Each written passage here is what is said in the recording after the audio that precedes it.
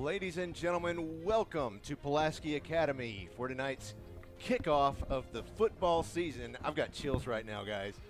My name's Joshua Carroll. I'm joined, as always, by Holt Short and Brooks Beasley.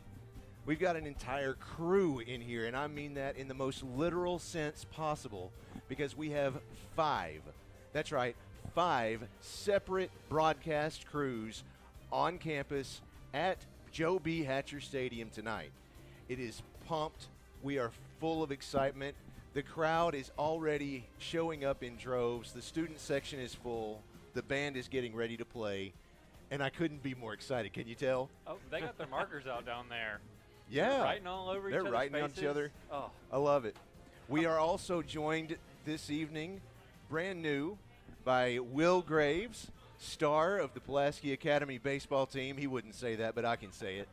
But Will is a senior at Pulaski Academy. He is going to be a sideline reporter for us tonight, and I'm excited about that as well. I talked with him right before the game a while ago, and I think he's all really excited and kind of nervous, and I told him just take it easy. He'll handle it fine. Outstanding. Well, I know that we are all super excited. Looks like we are getting ready. We've got all the festivities going on. We have, like I said, we have 5 different broadcast crews here. We have ourselves. We have a local TV station. We've got, let's see, It's Overtime. We have NFL Films. And the visitors. That's right, and the visitors. Har-Ber High School brought their own broadcast crew. So the press box itself is full. The camera deck is over full. I think we're over capacity up there. Don't tell the fire marshal, but no, I kid, of course. But all in all, I think we are ready for this game. You know, we've got Wes Moore down there on the sidelines already reporting live.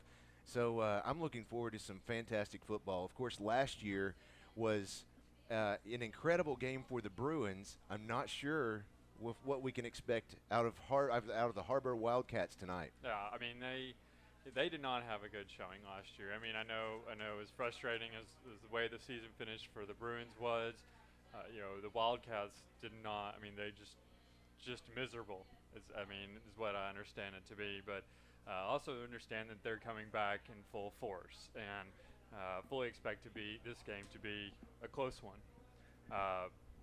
So I guess while we're waiting for the teams to take the field, do you want to go through a breakdown of? Well, first I want to make sure that we address our sponsor. Of course, This is the Applied Research Center of Arkansas pregame show. The ARC of Arkansas is located just down the street from Pulaski Academy on Henson Road. Actually, at that point, it's Rodney Parham. Is that right? At that point, yeah, that's right. ARC of Arkansas, you will receive the highest quality diagnosis and treatment. Their skilled staff and doctors specialize in treating acute illnesses that set in rapidly or are severe in nature. You can get accurate and prompt lab work done on site to ensure that you get the most appropriate treatment. You and your family can get professional medical attention at highly affordable rates without having to wait for an appointment. Their advanced nurse practitioners can care for a variety of illnesses as well as provide school or work physicals, TB skin testing, and flu vaccines. Be sure to visit their website for a full list of clinical trials that they have ongoing. You can actually make some money while you're getting well. Yeah. Okay. So check that out. Visit the Applied Research Center of Arkansas online at arcarkansas.com. So tell us what we can expect out of this game, Holt. What do you think? Well, from PA, from the Bruins, I fully expect a high-speed, fast-paced offense. Of course, Braden Bratcher's coming back. We saw just incredible numbers put up by him last year. I expect those numbers to continue.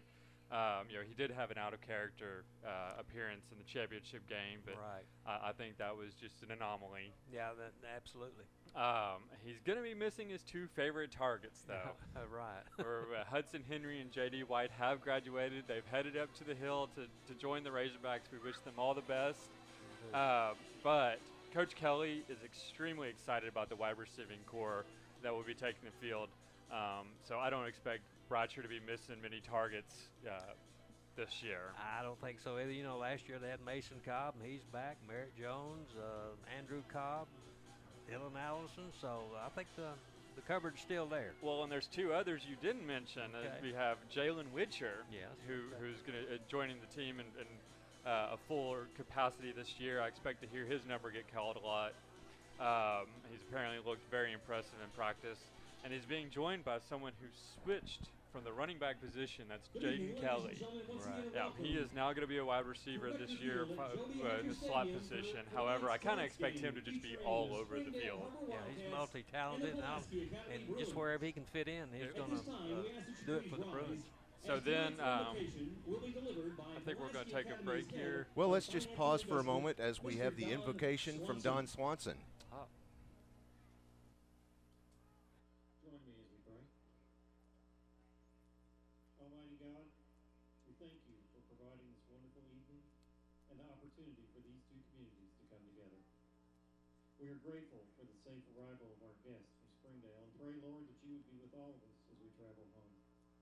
God, we pray for these athletes and coaches, that you would bless their efforts and keep them healthy and free from injury. Help them all to perform with excellence and integrity. I pray that you would bless each of us in a way that only you can, and that your presence here tonight would fill the hearts of the players, coaches, officials, and fans with the true spirit of responsibility and respect. May what we do here this evening please and honor you. We give you all the praise and glory. Outstanding. Thank you, Mr. Swanson. And I think that is going to be followed by the national anthem. Once again, we'd like to thank our sponsor, the Applied Research Center of Arkansas, for this pregame show.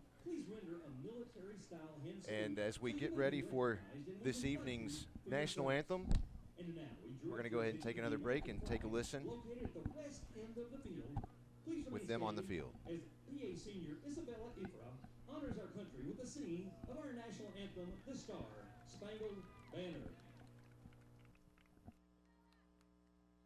Oh, say, can you see by the dawn's early light what so proudly we hailed at the twilight's last gleaming, whose broad stripes and bright stars through the perilous fight o'er the ramparts we watched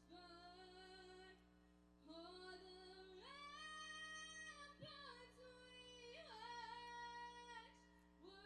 so gallantly streaming, and the rockets rattling, the bombs bursting in air, gave proof to the night that our flag was still there. Oh, say does that star-spangled banner yet wave o'er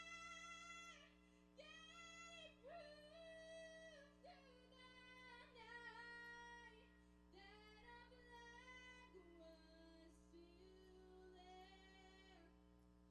the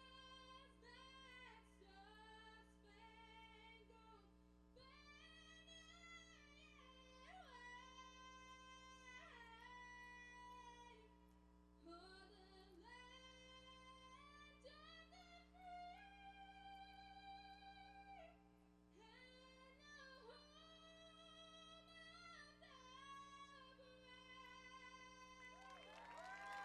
Miss Isabella Ifra. And now, under the direction of Mr. Lane Martins and led by sophomore drum major Anna Wong, the Pulaski Academy Bruin Brigade will perform the Pulaski Academy Alma Mater. All right, very good. So we've got the Pulaski Academy Alma Mater after the national anthem. So sorry I had to cut you off there, but That's okay. That's Yeah. okay. We got about 4 minutes until we're going to kick this season off. When we left off, Brooks and I were talking about the offense and what we expect to see and who we expect to see out there. We were discussing that Jaden Kelly is now going to be in the slot receiver position as opposed to the running back position that we saw him in so much last year. that's right. I spoke to his dad about that just a couple of weeks ago, and he really wanted that opportunity to kind of shine in that position. He felt that he could do more than just serve as a running back, so he worked hard over the offseason to enhance his skills as a wide receiver. So he's really hoping to shine this season as in that option. Yeah, I remember going back and watched some of the games from last year, and you know, there were a number of times where they were looking for him. You know, Bratcher was definitely looking for him on the field, whether it be a, you know, running back screen pass or a wheel route to him. You know, he was definitely a target, and he showed that he could catch it and make some plays with it. He certainly did. So filling in for his role at the running back spot, we're going to have Azarius Woods, Caleb Nichols, both of whom are juniors, and then sophomore Joe Hyman. That's right. Joe Hyman had to leave the season early last year as a freshman because of a severe injury that he had at the Little Rock Christian game. He was on the freshman team, and he was out for the rest of the season after that injury. It really hurt, and well, I don't mean I obviously physically hurt, Right. but I mean it hurt him to have to miss out on that much of the season. Right. So he is hungry to really prove himself, and I've seen that out of him just in the practices so far. Well, and going back, you said he was a freshman and he missed. He would have been the only freshman not on. Well, there were two other freshmen that played, but they were both, you know, Vaughn Seelig and That's right. Savannah Goodwin. That's right. He would have been the only freshman on the offense playing. I mean, that was what they were expecting out of him. I think, yeah, and again, he's really anxious to come out tonight and really shine. So Yeah. I'd be interested to see what number 30 can show us. Yeah, remember that name? Is he? Isarius? No. Hyman. Joe Hyman, Joe I'm sorry. Hyman, Yeah, so Joe Hyman, yeah, that's number 19. number 19. Yep. There you go. Thanks. Keep me on my toes. That's okay. So then, in contrast to the running backs, however, the crew we're going to see in the offensive trenches are a senior-heavy group, and they're spearheaded by Thomas Vaughn under center, who I expect to be playing on Saturdays, you know, up at No doubt. Division I possibly next year. On the other side of the ball, the Bruins did lose a lot of talent on the front seven, but they are bringing back quite a few pieces. Up front, you have seniors Wilson Miller and Matthew Hugg. Unfortunately, they're going to be doing a lot of on-the-job training for a young and inexperienced group besides themselves. Right. I tell you what, let's take a quick moment. I've got Todd Jacobian on the line. He's ready to tell us about what we can expect from the weather this evening. Hang on just one moment. Hey, Todd, tell us what can we expect during tonight's game. It feels pretty nice out here right now. Number 2, Hunter Wood. Number 15, Blaze Wisham. Uh-oh. And number 52, Gabe Baker. For the Bruins, number 1, Mason. Okay, Todd, are you there? Let's see. He's not quite there yet. We'll work on that, see if we can get him back in here. In the meantime, let's just look at who we have out there for the coin toss. Of course, number 61, that's not unusual. You were just talking about Thomas Vaughn as the center on the team. And he was on that same position last year, actually held it down for the Bruins. So in the quarterback position, we can again expect the same one. That was number 12, Braden Bratcher. Yep. So we'll see that. Looks like the Har-Ber Wildcats have won the toss and have elected to kick, so the Bruins will take the ball first in this game. That's interesting. You know, the Bruins prefer to get the ball first every time, so that, you know, it's almost like giving the Bruins an advantage there. So going back to the defense, I believe that's where we left off. Okay. We've got our outstanding junior coming back, Fuda Shinkawa. Yes, sir, and he is being joined in the linebacker spot by Clinton Wilson and Chris Connell, both of whom I expect to help shore up that front line and also to take turns blitzing the quarterback. All right, I think we're ready with Todd. I think we're going to try it again. Todd, if you're still there, let's hear what can we expect out of the weather this evening. In 3, 2, 1. There he is. This is KATV meteorologist Todd Jacobian with your forecast. Could you ask for better weather to play football in at the end of August? I didn't think so. Look for temperatures in the lower 80s to start the game. Winds out of the southeast around 5 to 10 miles per hour. The humidity staying low, and by the time that final score comes in, look for temperatures in the mid and upper 70s, clear skies, and a light southeasterly breeze around 5 miles per hour. Good luck to all the players and all the fans out there. Have a great time. Back to you, Josh. Thank you, sir, and thanks as always to Todd Jacobian from Channel 7 KATV. Always appreciate your insight. You know, one of the few meteorologists that I know of that actually does meteorology at home. That guy can't get enough of it. He's got his own weather station. He's reporting in the weather, severe weather at home half the time. It's great. Nice. It's a good guy. I Well, think I have seen the inside of his house a few times on yeah, his I'm sure you his have, yeah. broadcast. I'm like, Especially his desk right there at home, yeah. oh, yeah. Oh, yeah. Yep. So I made a joke last time he was on there for severe weather, saying, you know, when he goes to the office, they make him wear pants, and he was like, well, I have to, you know, my wife makes me wear pants around the house too, so it's not like it's any different. What are we looking at? What are you looking at? I'm You're looking pointing to at see who's something. back to receive the kick here. Well, that would be it looks like 18 and number 8. Looks like is that Nick Guizal or is that number 16? Nolan Bruffett. Let's see. I can't really make it out. Tonight the Bruins are wearing gold bottoms with baby blue tops. The letters are gold with a white outline. Those of you who are joining us live, that's pabruins.tv. Please share that with others. And if you're in the stands or if you know someone in the stands, send them a quick text and let them know that if you wanted to hear the play-by-play while you're here, you can actually listen in on 87.9 FM. That's 87.9. That is number 19 facing us on the right side. That'll be Hyman, I believe. That's Joe Hyman. And on the left side is actually number 2. That's Braden Cash. Yes. Now, last year, most folks were used to seeing Dylan Allison back to receive. He is out tonight with an injury. Hopefully, we'll see him back soon. All right. Here comes the kickoff. It's off the foot of, let's see, that was Evan Anderson. It is deep, and it is received by Braden Cash, and he runs it out of bounds at about the 7-yard line, or is that the 12? It's hard to see from here. They're going to mark it at the 20. They're calling it a touchback. Touchback. Yeah, he caught Okay. it in the end zone. So that is a touchback. Interesting, even though he ran it out. You know, he was right at the line, so he was being smart and you know, Sure. going ahead and doing that. So here comes very first out of the gate. Here's Braden Bratcher. He has twins on either side. Handoff immediately goes. Hard to see the numbers again from That here. was Jaden Kelly, he handed off to him on the move there. Got about a 6-yard gain on the play. That'll bring up second down and 4 yards to go for the Bruins. They're already set up. He's in the shotgun once again. He has 3 receivers on the right. He passes immediately to Mason Cobb. Cobb makes it up to the 30-yard line where he's brought down. Hard to see who he was brought down by. That was a good second effort by him. It looked like he might be stopped short of the first down, but he managed to get forward. This time the Bruins have 3 receivers on the right, 2 on the left. There's the snap. Bratcher's looking everywhere. The pass is out there, and it's tipped. I'm wondering if they're not going to throw a flag. There's not a flag there at all, but No. he did get the ball, but I think he also got some of that receiver as well.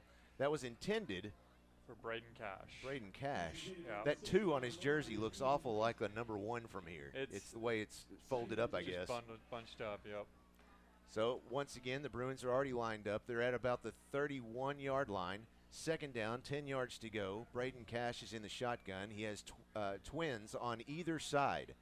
There's the snap. He's looking to the right. Now he's scrambling to the left side. He's going to run around the left hash mark. He's still going to keep the ball, and he runs out of bounds at the 38-yard line. That'll bring up third down and about 4 yards to go for the Bruins. We saw a lot of that out of him last year, you know, scrambling and picking up yards with his legs. And, you know, once again, we see it here.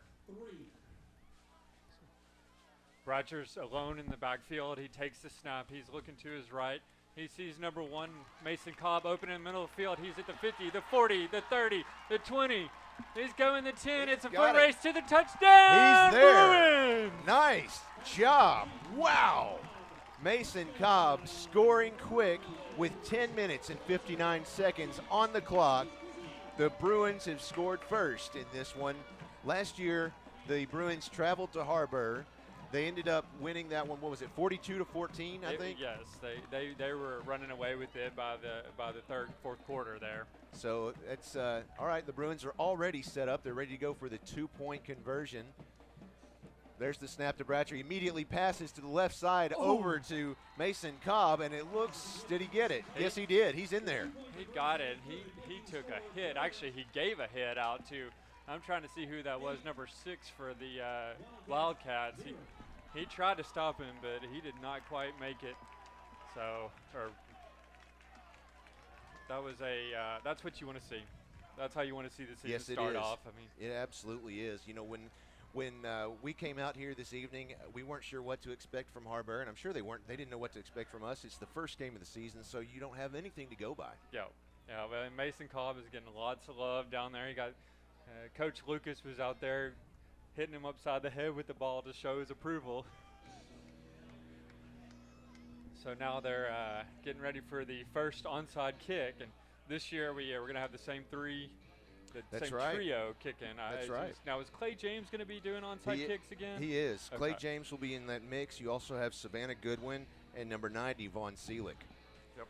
That last scoring drive for the Bruins was a 5-play, 80-yard drive that resulted in a 62-yard touchdown by Bratcher to Mason Cobb. It took 58 seconds off the clock. Well, it looks like we got Savannah Goodwin out there to kick off, or the onside kick, rather. First one of the season. They do have number 4 back deep just in case. However, the majority of the Wildcat players are up near the front, prepared to receive it. All right, let's after this kick, let's go down to the field in just a moment. We have Will Graves down there. Let's see. The onside kick is quickly recovered by Griffin Clampett of the Wildcats. All right, Will, what have you got down there? Yeah, guys, Coach Kelly showed the team yesterday a hype video just to pump them up after the Bryant game. He didn't think they were giving full effort, so I asked Thomas what that video meant, and Thomas said it made the team realize that the former players could just play one more game. They can play through us, and so we have to play better and push harder, and we have to go down and on our own path and win another one for them. All right. So it's great leadership by Thomas here, and let's hope we can do this. Guys, back to you. Very good. Thank you, sir. That snap went to Blaze Wischen, the quarterback for the Wildcats. That pass was complete to Hunter Wood. He was driven out of bounds at about the 44-yard line. That'll be a first down for the Wildcats. Well, and expect to hear Hunter Wood's name called quite a bit. He was one of Wichen's favorite targets last year.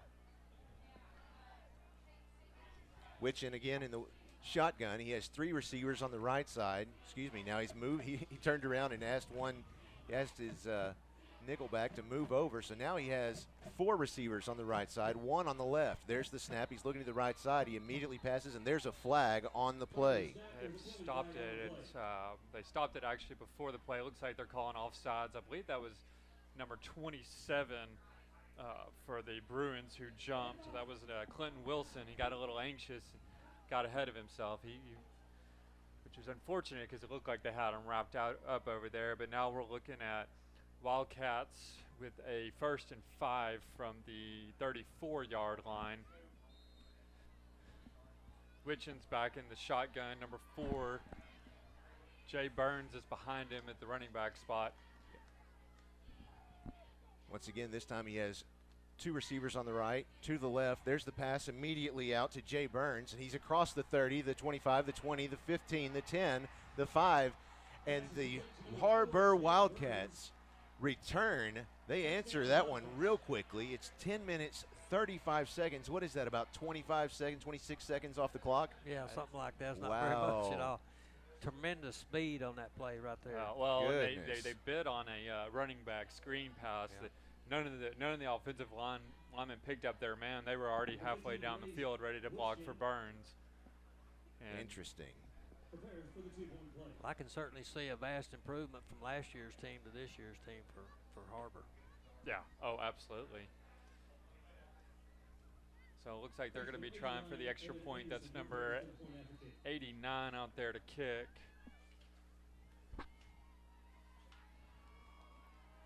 That would be Evan Anderson. And that was way up in the air, and it is no good. Looks like it went right just a little bit. Yeah, it was like you said, it went way up in the air, but they obviously have a much better angle, and referees said no good. All right, let's go ahead and take a quick break here. I think we're ready for that. We'll be right back after just a moment. You're listening to PA Bruin Football.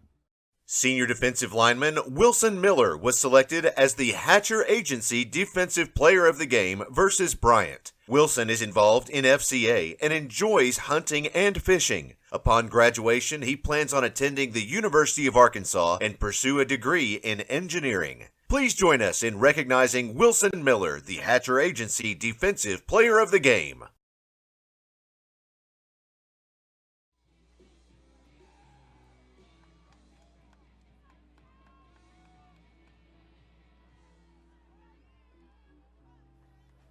All right, there we go.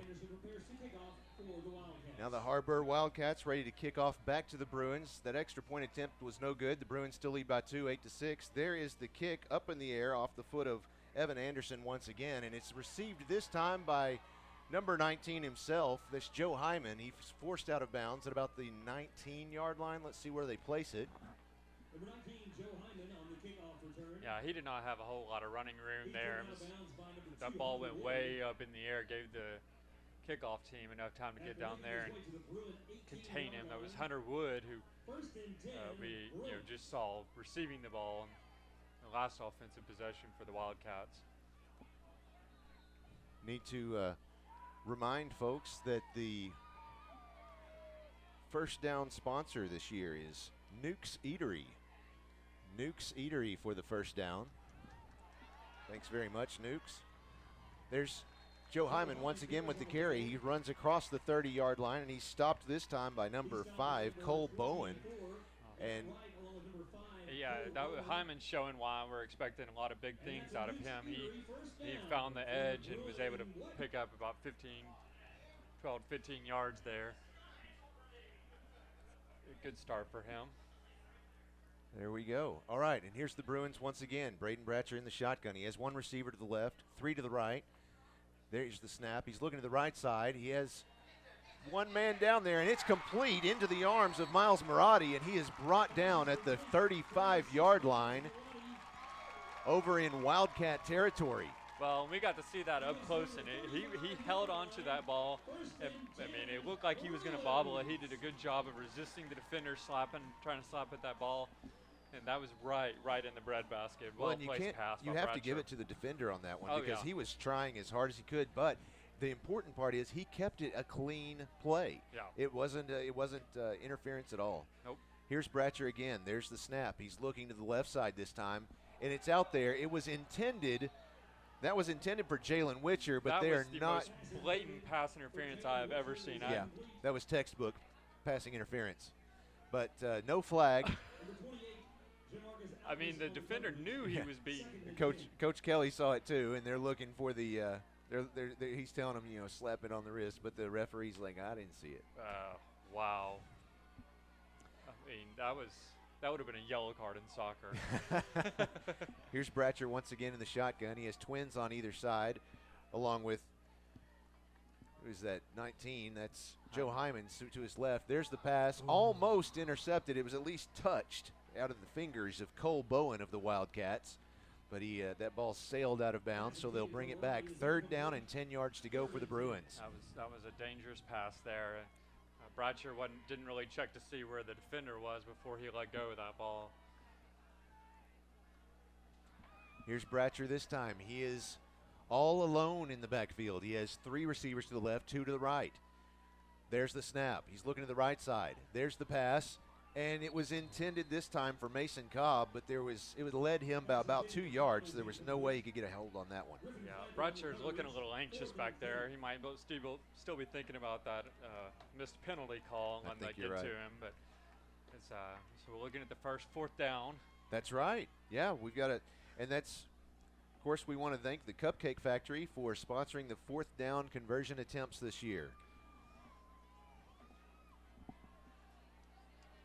Again, here is Bratcher in the shotgun all alone. He has 3 receivers to the left, 2 to the right. There's the snap. He looks like he's looking to the left side. There's the pass, and it was intended this time once again for number 15, Jalen Witcher, but it was slapped down and no good. With that defender was right on top of it. Looks like that was Ty Kofer. Yeah, he did a good job of slapping it down, and because if he didn't get to that ball, then that might have been going for 6. No doubt. So now the Har-Ber Wildcats will take possession of the ball at their own 35-yard line. 9:25 remaining in the first quarter. The Bruins lead 8-6. Here's number 15. That's Blaze Wishon. It looks like it'll be false start. Yeah, Bratcher's not the only one that was a little anxious tonight. Yep, false start against the Wildcats. So they'll move the ball back to the 30-yard line and try it again. Yeah, you're not surprised to see a lot of flags in the first game of the year. Not at all. Here's Wishon again in the shotgun. He has one receiver to the left. Looks like two to the right. There's the snap. Rolling out to the right side. It looks like he's just going to hang on to it because there's no one there to get it. And he is sacked in the backfield for a loss of about 7 yards. That was Clinton Wilson, and he got run into the arms of Wilson by Fuda Shinkawa, who probably deserves at least a half of that sack there. But really, that was all Clinton Wilson. Did a good job, open field tackle. Looks like maybe Charlie Fisher was in there as well. Here is Wishon again. He has running back behind him. There's the snap. The pass comes to the left side to Hunter Wood, and he is wrapped up again behind the line of scrimmage for a loss of 1 yard. That will bring up, is that fourth down already? No, it's third down. Third down and 21 yards to go for the Wildcats. That was number 9, Trent Sawyer, who read that play very quickly and was on top of the receiver as soon as he caught that ball. Outstanding job by the Bruins. I'm curious to see what they do with this. It is third down. There we go.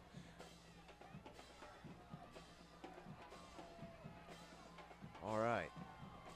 Taking their time, 7 seconds on the play clock. There's the snap to Wishon. He's looking to the left side. He's going to scramble out of the pocket at this point. He's across the line of scrimmage, and he's brought down at the 25-yard line. The ball comes loose, but he had already whistled that ball down. Yeah.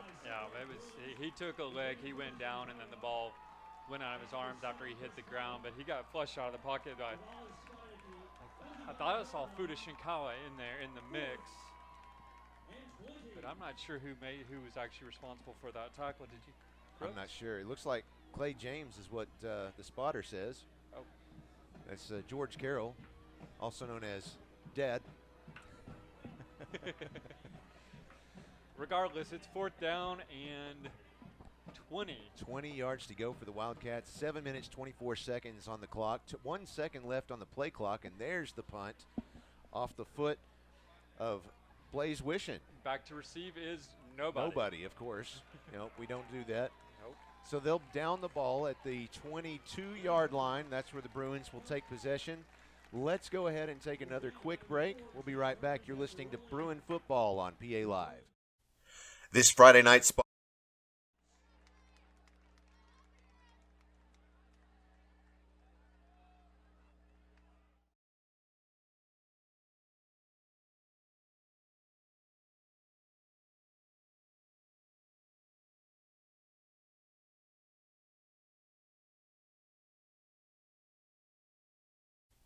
This Friday night spot.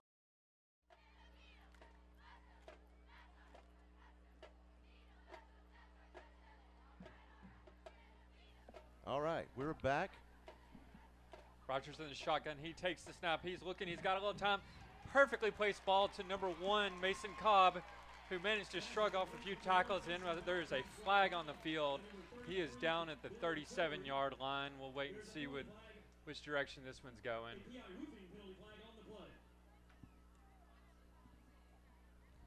So we got a block in the back on the Bruins there. It's unfortunate because it undoes the well-done work by Mason Cobb there to pick up those extra yards. All right. Blocking the back, just like you said, blocking in the back. Yes. I'm looking at the clock. We've got 7 minutes exactly remaining in the first quarter. The Bruins still lead 8-6 over the Har-Ber Wildcats if you're just joining us. Again, if you're in the stadium, you can listen on FM radio at 87.9 FM. So all right. First down and 12. First and 12. There's Bratcher. Is hands off immediately to Isarius Woods on his left side, and he makes a gain of maybe a yard. Let's see. Yeah, looks like about 2.5, maybe 3 yards there. So that will place them at second down and about 7 to go.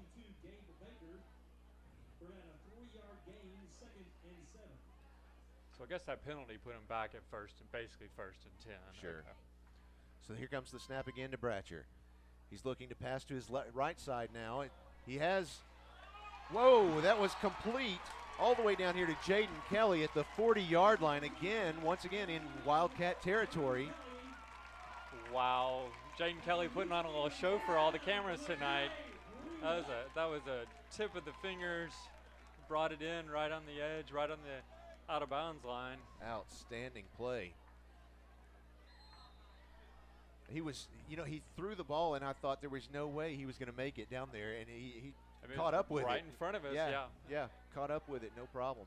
Here's Bratcher again. He has, I keep looking down to see, now it's Joe Hyman, it really is him. This time he gets a shovel pass off to Mason Cobb, and Mason makes it across the 35-yard line. He's dropped it about the 32, and that will bring up second down and 2 yards to go for the Bruins. That's a little bit of the misdirection we're used to seeing out of the Bruins offense. Woods went in motion across the middle, didn't give it to him, but then gave it to Cobb, who was following right behind him. Joe Hyman just to the left side of Braden Bratcher in the shotgun, twins on either side. There's the snap. He's looking to pass. There's a pass down the right side. Cobb is down there. There's a flag, and Cobb is in the end zone. Let's see what happens with that flag. Which Cobb? That was number 10, Andrew Cobb. There you go. We're looking at holding on the defense, and that is going to be declined. Yep, it is going to be declined. Holding on the defense. Penalties declined. Touchdown, Bruins. Or did he go out of bounds? Let's see. Yep. No, he scored. Yeah. I gave him the points. The way that they were placing that ball, I wasn't quite sure. But, yeah, the points are on the board. Let's count it. I like it. Well, Zarius Woods is out there for the two-point conversion attempt. Don't be surprised if yeah, there's going to be a handoff, I'll bet you. let him run it straight up the gut. We shall see. It looks like they're talking about whether or not he caught it out of bounds or if he ran out of bounds beforehand. Yeah, they're saying looks like he signaled. Okay, they took the points off the board, so yeah. it's 2nd and 2 that to go is second and goal. That's right, 2nd and goal. Well, it should be first and First and goal, yeah, you're right. Score. Bratcher in the shotgun, but he has a running back on both sides of him. They hand it to Joe Hyman and scrambles over a pile. Let's see if he made it. Nope. No, they're signaling second down. I think he picked up at least a yard. That's 2nd in inches at this point. Joe Hyman, a sophomore, 5'9", 165 pounds.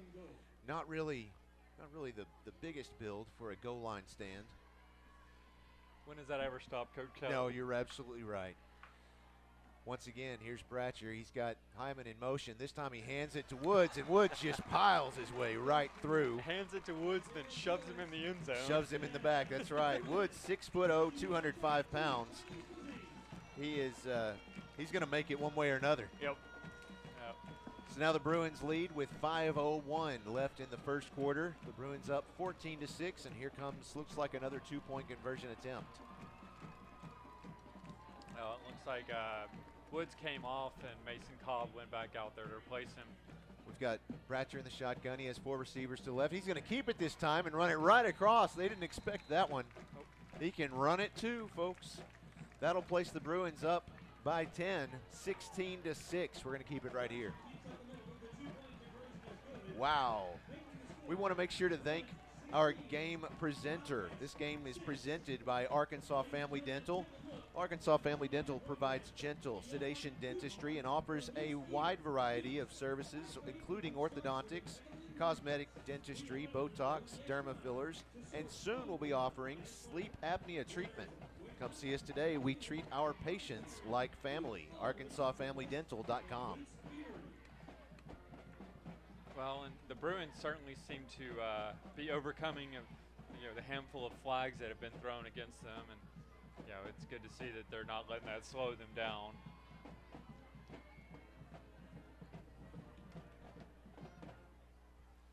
So it looks like, who is out there? Is that Vaughn's? Oh, here we go. Roll with that. There you go. There is Brooks Beasley with our drive stats. It was an 8-play, 78-yard drive.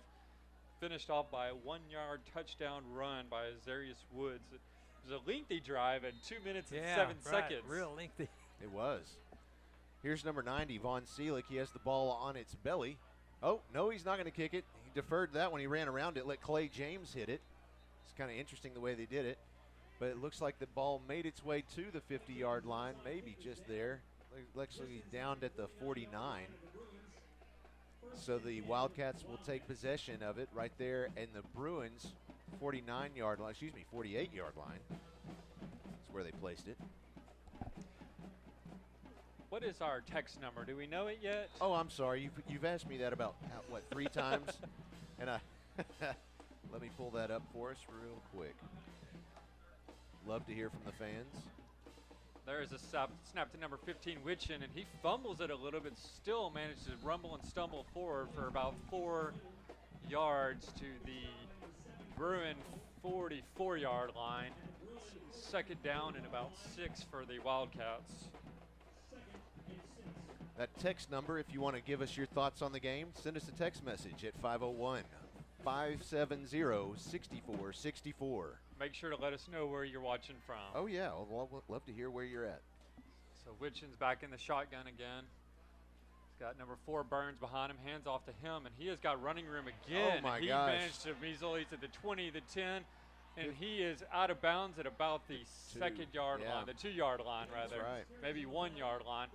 He is just finding some huge holes in that defensive line. He most certainly is. He says, "Give it to me again, Coach." Yep. Signaling he wants more. We was signaling with a spoon. I'm hungry. I'm hungry. All right. Wishing again with number 4, Jay Burns, right behind him. There's the snap, handoff to Burns, and he's going to run it right up the middle for a touchdown for the Wildcats. Goodness, just answering us each time. And that one, that was 3 plays. Yeah, that was all that was 3 plays. 3 plays. Goodness. 40 seconds maybe? That leaves us Bruins 16, Wildcats 12, right before their extra point attempt. Let's see what type of attempt they're going for. 46 seconds for the Har-Ber. Yeah. I expect it to go right back to Burns. There's the pass, and it looks deep. It's way outside of the end zone, so that extra point attempt, again, well, that one's no good. So that'll leave them with 12 once again. So now we got 4 minutes and 15 seconds left in the first quarter. The Bruins are leading the Wildcats 16-12. It's a bit of a mirror match here. You know, the Bruins score, the Wildcats score. Bruins fail to convert 4th down. The Wildcats, punted on 4th down. Bruins scored, Wildcats scored. It's like they're matching each other, but going back and Bruins forth. have been a little more successful on the extra point or 2-point conversions. I was just fixing to say, I'll take 8 to their 6. Sure, let's do it. Let's just go back and forth the whole night. Yeah, like that. I like it. I tell you what, we have got so much going on. Here's who is this right here?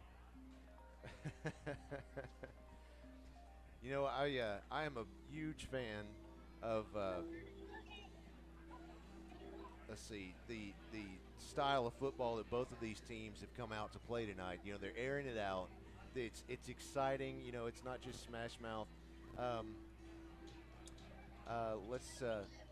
We've got a quick play here. Let's go ahead and stay right here for just a moment as we have this kickoff. It's off the foot of number 89, Evan Anderson. It's way up in the air. This time it's received by Joe Hyman. That's Caleb Nichols. Oh, excuse me, Caleb Nichols. I need my prescription checked. He's brought down at the 25-yard line. And someone lost a shoe. They ran right out. Let's go down on the field. Will Graves, what have you got? Oh, not hearing him. There we are. Will, go ahead. Hey, guys. So this is a sad time in sideline report, but we got to do an injury update. Eric Jones and Dylan Allison will not be playing today. And then look for Joe Hyman already has been called with 4-4 speed to replace them. So, guys, back up to you. Okay, thank you very much for that injury update. Braden Bratcher in the shotgun. He has twins on either side. There's the snap. He's looking to the right side. He's going to keep it himself. He's across the 30, the 20, 35. He's stopped at the 40-yard line. tripped up this time by Gabe Baker. That's good enough for a first down for the Bruins. Bratcher was unhappy. He wanted more. He thought he had it. He thought he had the. He saw that hole and he was going for it, but Gabe was able to grab him by the ankle. Yep.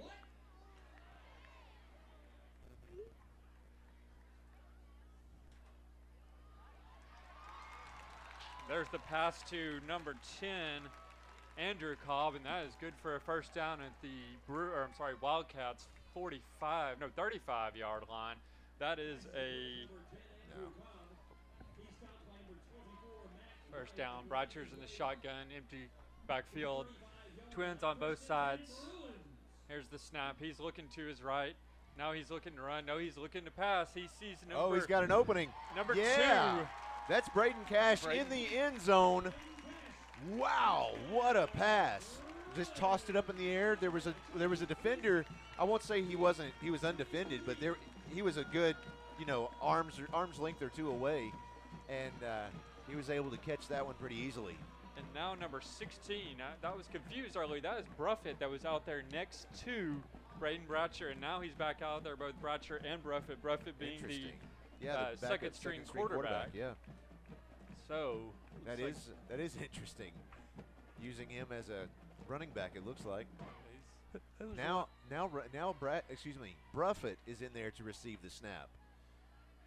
He has a man in motion. He has Braden Bratcher in motion, except he hands it off, and then Bratcher passes it complete to Andrew Cobb in the end zone for the 2-point conversion. How do you defend that? You don't. How do you defend? I mean, I've always wondered why teams don't try to play with 2 quarterbacks. If you have an extremely fast quarterback like Bratcher is, why not use that to your advantage? Well, Coach Kelly decided he was going to do it tonight. Got to come up with something different every time. So 3 minutes, 37 seconds remaining in the first quarter. The Bruins lead 24-12. And how many plays was the Oak Brooks'? 3. 3 plays. Bruins said, "Oh, we can match that." That was number 2, Braden Cash, who caught that touchdown. So now we have Von Seelig out there to onside kick. We think Von Seelig, who knows? Clay James is right on the other side, ready to possibly kick it as well. They're looking at the sidelines, see what Coach Kelly wants to do. And it is Seelig. He does kick it. It's bobbling. It looks good. It's off the fingertips, and it's recovered by number 19, Joe Hyman, who jumps on it right at the midfield line. Wow. And his team is pumped. Seelig is getting a lot of praise as he comes to the sideline as well. Outstanding job. I've come out here. It seems like I've been out here for practice for the last 3 weeks, but I haven't. I've been out just a few times on and off for the last few weeks, and I see them practice and practice and practice and practice those onside kicks. And it is good to see them come up with one this early in the game, especially. 3:35 remaining in the first quarter. The Bruins are leading 24-12. Now they have the ball on the Wildcats' 49-yard line, 1st and 10. Bratcher in the shotgun. He has 3 receivers to the left, 1 man in motion, 1 to the right. There's the handoff, goes immediately to Joe Hyman, and he breaks his way over across the 40-yard line. Looks like they're going to call it down at the 40. That'll be 2nd down and 1. He is going to break a number of huge runs this year. He's already been close. Yes. Break some hearts and some runs. He was close to breaking that one off too. He got dragged down by his shirt. All right, Bratcher once again. Now the receivers are in close. There's the pass. It's up in the air. Oh, and it's into the arms. It looks like he hung on to it. It was into the arms of Jaden Kelly right about the 2-yard line, and he was pulled down by number, I think that was 28, Jamarcus Alvis. I mean, at this point, Bratcher's just throwing in the air in the general. I mean, if he sees that Kelly has one-on-one, he's going to. It's paying off because he's beating his man every time.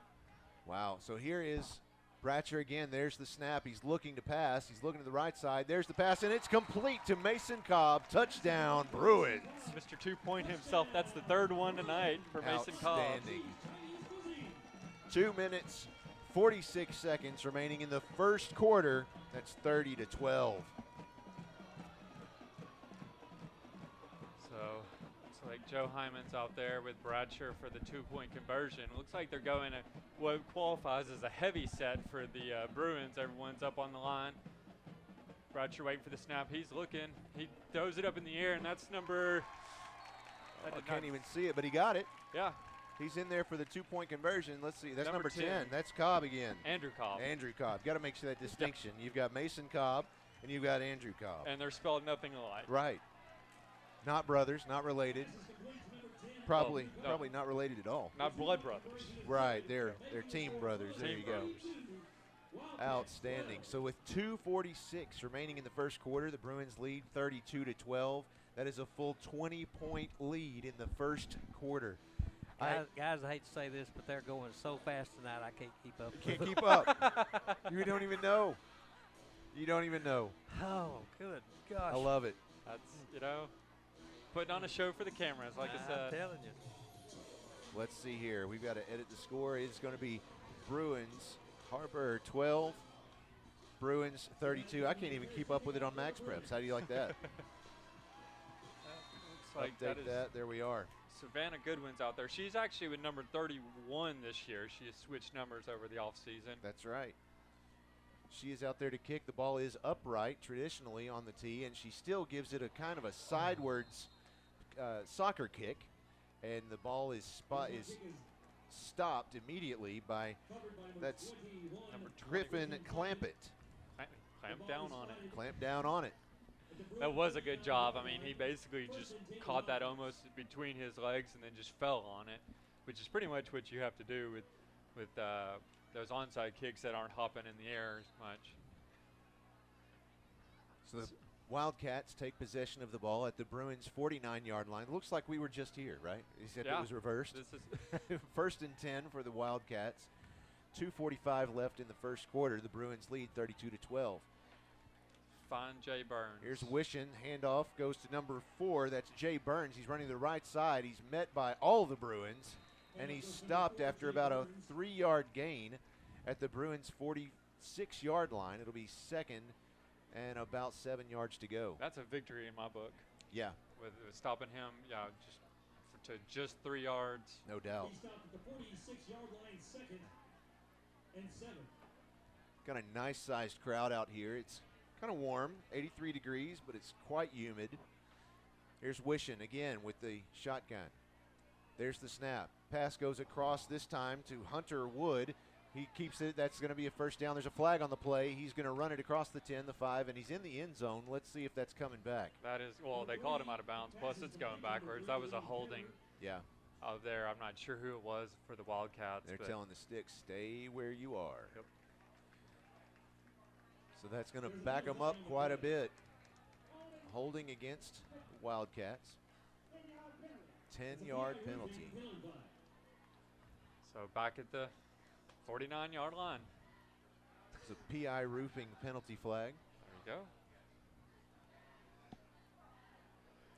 So they're going to spot the ball. Looks like the penalty took place probably somewhere around the 35-yard line. Anyway, they've placed the ball at the, can't quite see it, it's about the 39-yard line, it looks like. Second and about 2. That's right. There's Wishing. He has one man behind him.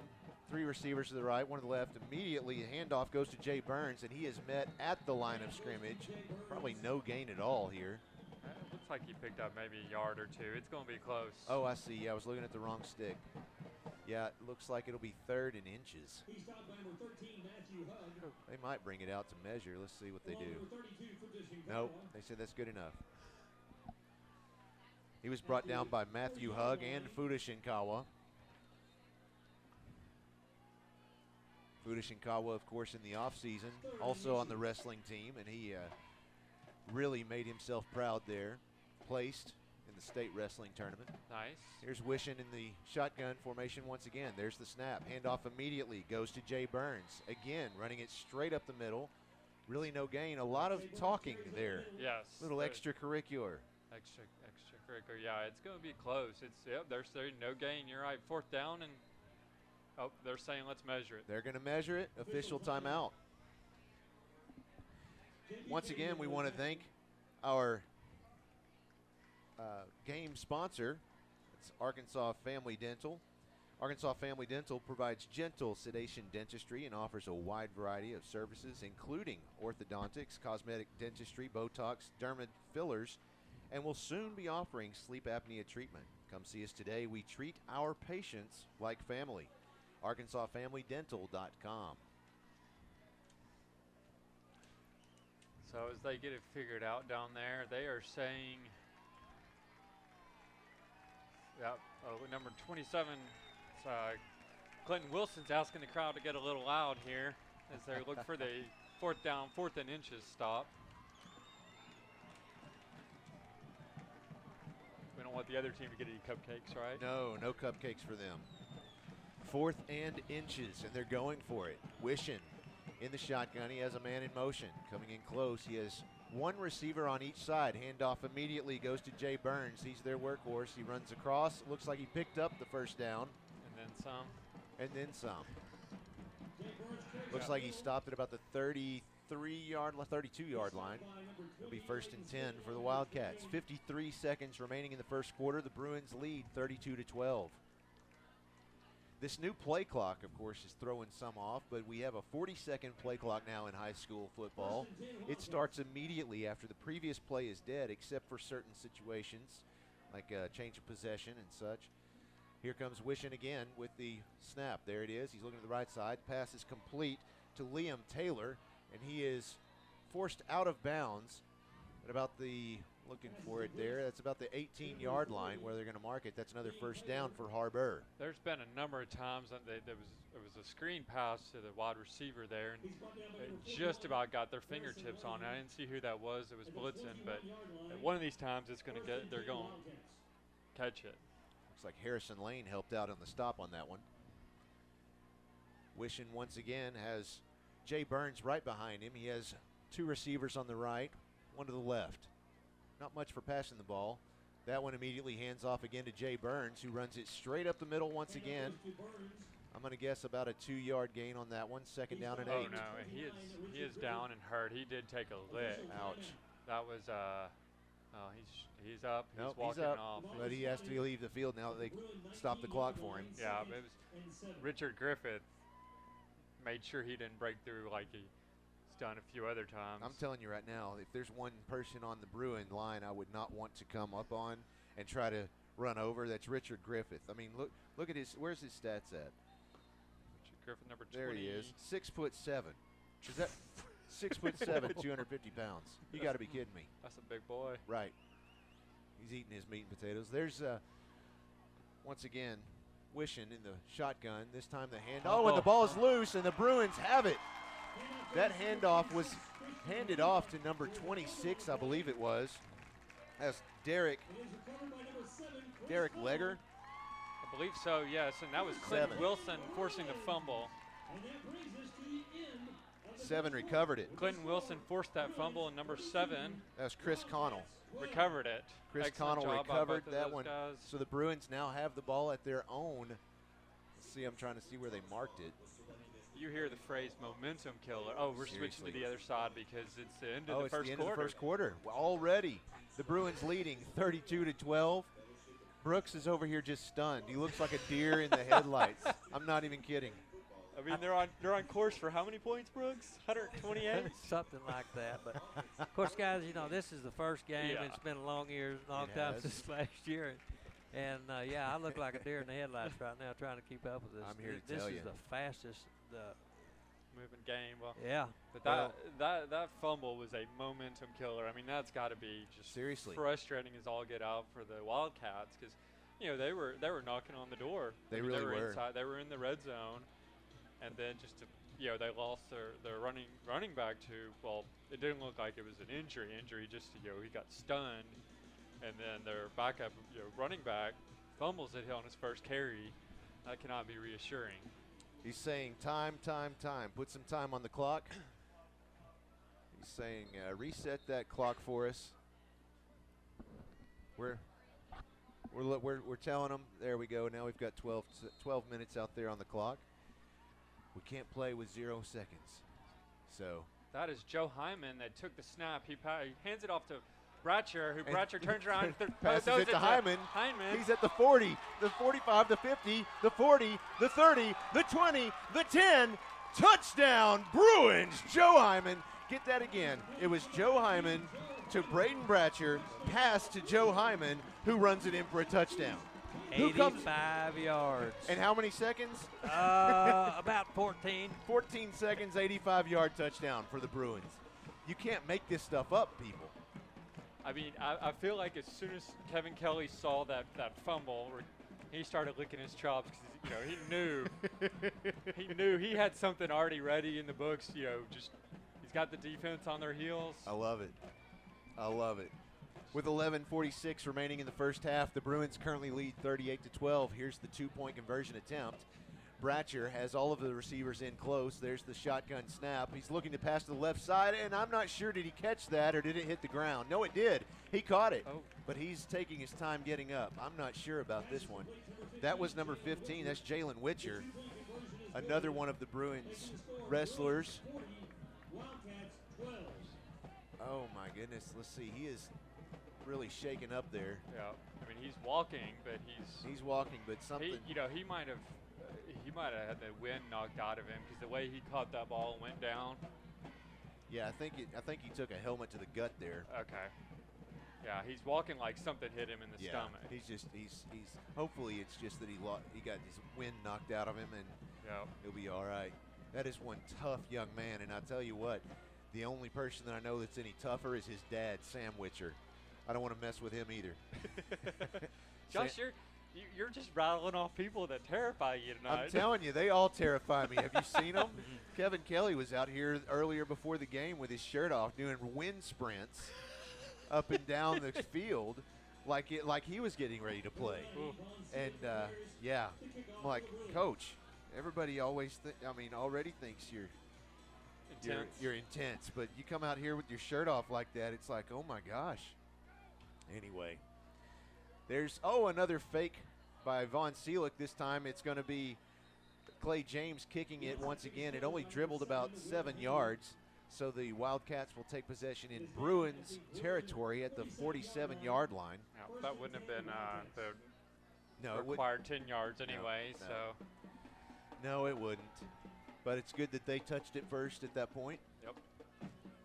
Just go ahead. Let them have it. We won't take any more penalties from it. Yeah. That's okay.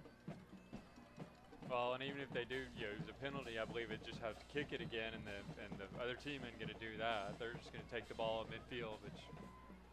So Burns is not. He is back out there. Good. That's all right. Yeah. Never want to see anybody hurt, even if they're on the other team. There's the snap. He has a pass way up in the air, and the Bruins! Oh my gosh! He came down with that pass like it was intended for him. I believe that was that Clay James? That looks like number 8, Clay James. Clay Yeah, James. it is. Yeah. It Wow. certainly was. He was out there defending the intended receiver.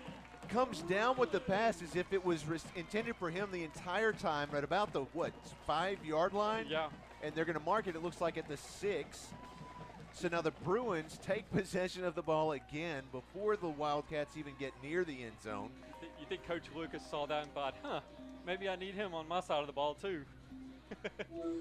All right, let's go on the sidelines. Will Graves, what have you got for us? Yeah, Jalen's fine. He just had the winds knocked out of him, guys. He'll be back. All right, very good. Good to hear that he will be back early in the game, or excuse me, a little later in the game. Thank you, sir. Here's Bratcher. There's the shotgun. He has a snap. It's a pass completed to Caleb Nichols. Caleb Nichols.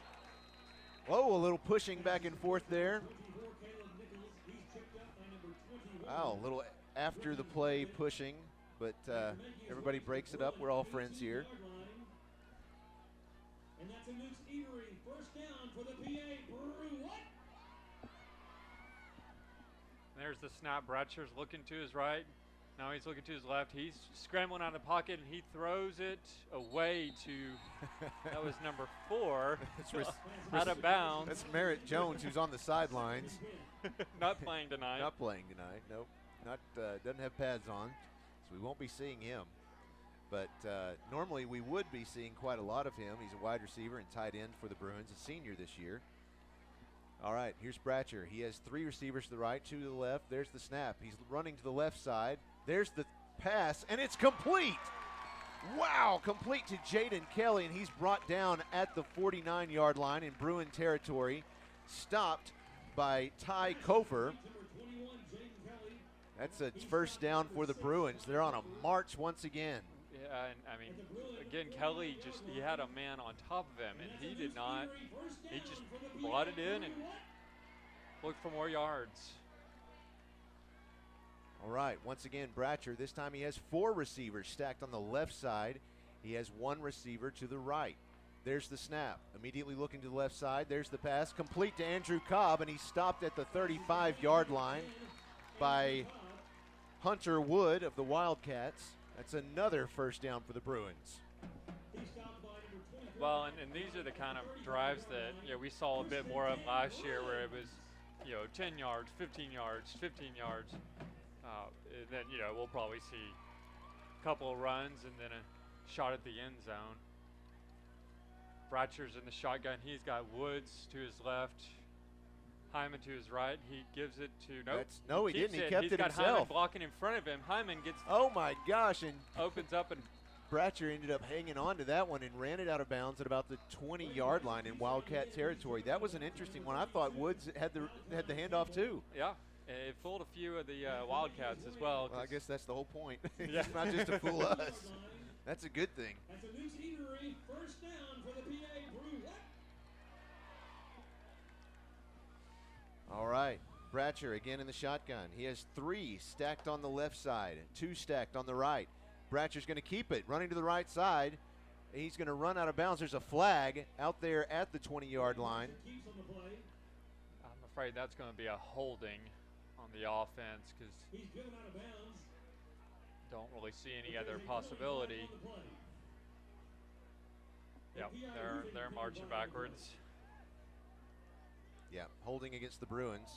So they'll march that back. So it'll be, well, I guess that'll be replay of the down and loss of 5 yards. Holding is a call against the Bruins. Actually, I believe a 10-yard penalty. Oh, is it? My goodness. Yep. So they're looking at 1st and 20. That's all right. We can handle 1st and 20 as long as it's not. Well, we can handle 4th and 22. Yeah. Who am I kidding? Yeah. There's 1st and 20. Bratcher in the shotgun. He has 4 receivers to the left, 1 to the right. There's the snap. He's looking to the left side. Pass is way up in the air. He's got a man down there. Touchdown, Bruins. That pass complete to number 25. That's Cooper White. That's the first one that for him tonight, getting some numbers on the board. I mean, Bratcher is putting on a show tonight. I mean, he is just, if he sees that one-on-one coverage, he's letting loose. Looks like they are sending Clay James out there to kick the extra point. Looks that way. Clay James out there to kick the point after. 15 seconds on the play clock. Nope, somebody's going to see if they can jump him offside, get him jump off sides. And Clay James is running off along with Bruffett to be replaced by Bratcher and Woods. That's not unusual. We've seen the Bruins practice this one over and over, and we saw it successful last year many times. The fact that they were able to, kind of, they practice this specific cadence just for these scenarios so that they can catch the team offsides, get it a little bit closer, and instead of kick, let's go ahead and go for that extra 2. There's the snap. Handoff goes to Woods, a little push in the back, and there he's in for the 2-point conversion. I'm not sure. Did Woods have the ball? It looked like they were almost tandem running it in. Like they very well could have been. I don't know if that's legal to hold hands and just, double hold the ball, but you know what, gentlemen? Look at that score. With 10 minutes and 33 seconds remaining in the first half. If you're just now tuning in, you heard that right. 10:33 remaining in the first half. Our score, Pulaski Academy 48, Har-Ber 12. That last drive was a 7-play, 94-yard drive. 94-yard drive. Did you write that right? Yes, I did. 94-yard drive that resulted in a 30-yard touchdown pass from Braden Bratcher to Cooper White. It took 1 minute, 4 seconds off the clock. That's all. 1 minute and 4 seconds, 94 yards. You do the math. And that's the last one that I'm definitely sure about. The other two. I love it. Now I this, love it. you know, remember this all culminated on the interception down there on the Yes. on the 6 yard. That's 6 you know, yard line. it's like you said earlier, Holt. It's all about the momentum. Yeah. Yeah. You get that interception, you don't get that interception, you don't get the momentum. Yeah, you don't get that fumble down there. Right. Yeah. I love it. Now Savannah Goodwin is out there once again. Of course, I can't see her numbers, but I can see her hair hanging out the back of Let the me helmet. stop you there, though. Savannah Goodwin's there, but then I believe, is that Seelick? That's Von Seelick to That's her out there yeah. as well. So I think you don't there's- know who's going to kick Yeah. it. Yeah. So it could go to the left. It could go to the right. You don't know. Nope, she does kick it. Good bounce. Oh, but it is caught right in the arms of Cole Bowen, right at about the 48-yard line in Bruin territory. She had a good spin on that when it was set upright traditionally on the tee, and then Yeah. when she kicked it, it was right off the top of the ball, and it gave it a nice spin and a good bounce after about 6 yards, which is one of the What you things wanna they look see, for. Yeah. And I mean, yeah, if it, that had gone, a foot higher, Yeah. that might be out of the off the fingertips of Sure. And that's exactly what you want to do the is get cover it behind man. that primary line. Yeah. Now it's 1st and 10 for the Wildcats. 10:31 remaining in the second quarter. The Bruins lead 48-12. There is Wishon in the. I keep wanting to say wishbone because he's wishing in the wishbone, but he hasn't done that yet. There's the snap. Almost kind of snuffed it there. Pass is complete to number 22. That's Max Pena. He's across the 15, across the 10, the 5, and he's in there for a touchdown, and he's doing a little dance there in the end zone. Wow. Oh, kick it out. The Bruins were definitely committed to the run there, and the Wildcats took advantage of it. Pena Yes. started off with a lot of running room and made a whole lot more for himself at the end there. Most certainly did. Well, and he was, that's the first time we've called his name tonight, but he is one of their top 2 receivers. Interesting.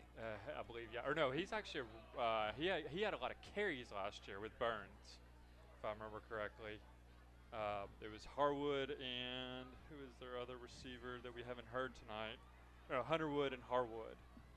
But yeah, Pena is one of their running backs behind Burns. Blaze Wishon in the shotgun. There's the snap, looking to pass. The pass is out there, and it's caught by Arrington McRae.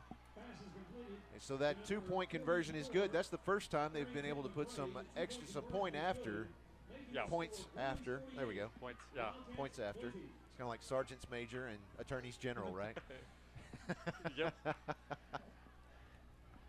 at that. Oh, sunset. wow. Nice looking sunset. See if Popeye can get us a view of that. You see that one? I'm not sure if he can from there. Oh, well, that's nice. Look at that. You got all kinds of colors. Somebody paint a picture for me.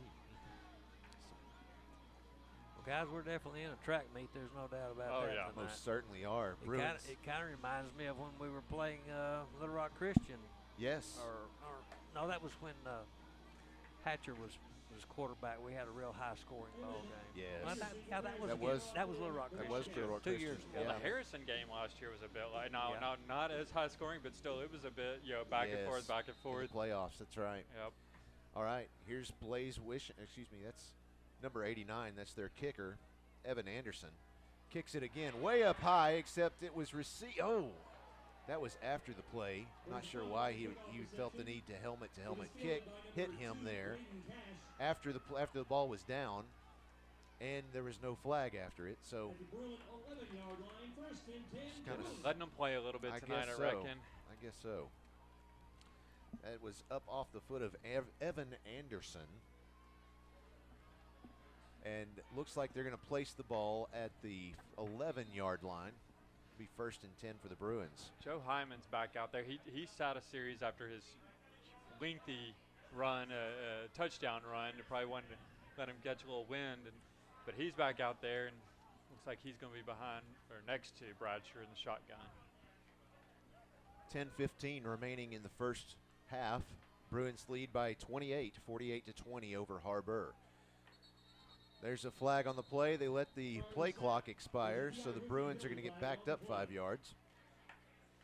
Yeah, Bratcher was a little slow to get out there. He was still taking instructions from Coach Kelly and just wasn't time aware, if that's a thing. Sure, yeah. So now the clock is at 25 seconds. It's Right. not going to start until they blow the whistle. That's right. The play clock is. There's Bratcher again in the shotgun. He has twins on either side. There's the snap. He's looking to the left side. He's scrambling to the left side. He's going to still keep it. There's the pass, and it's slapped right out of the air by Cole Bowen. Intended for Looks Mason Cobb. Yeah, Mason Cobb was the intended recipient.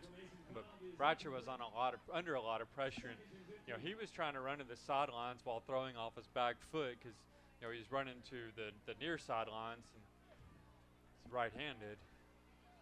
Not a position you want to put yourself in. Here's Bratcher once again in the shotgun. 3 receivers to the right, 2 to the left.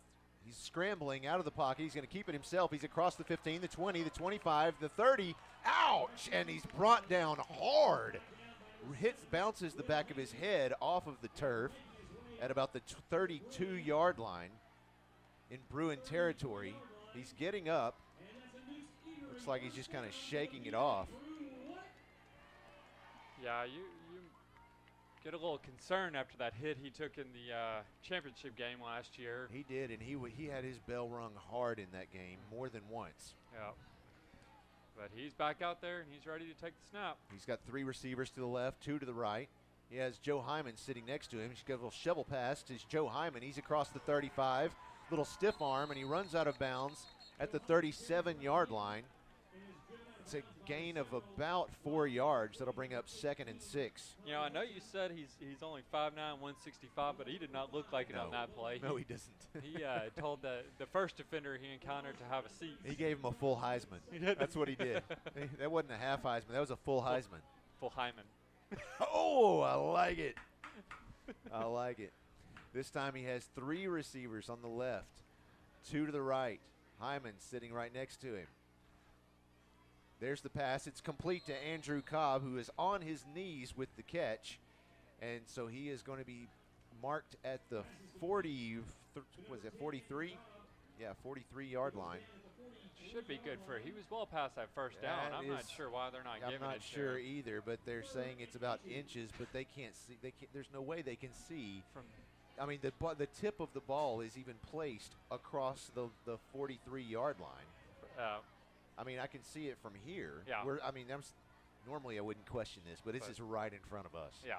All right, anyway, here's Bratcher has 3 stacks on the left, 2 stacked on the right. So he's going to keep it. He's in the first down. He's at the 40, the 35, the 30, the 20, 25, the 15, the 10. Touchdown with the quarterback keeper, Braden Bratcher. On 3rd and short.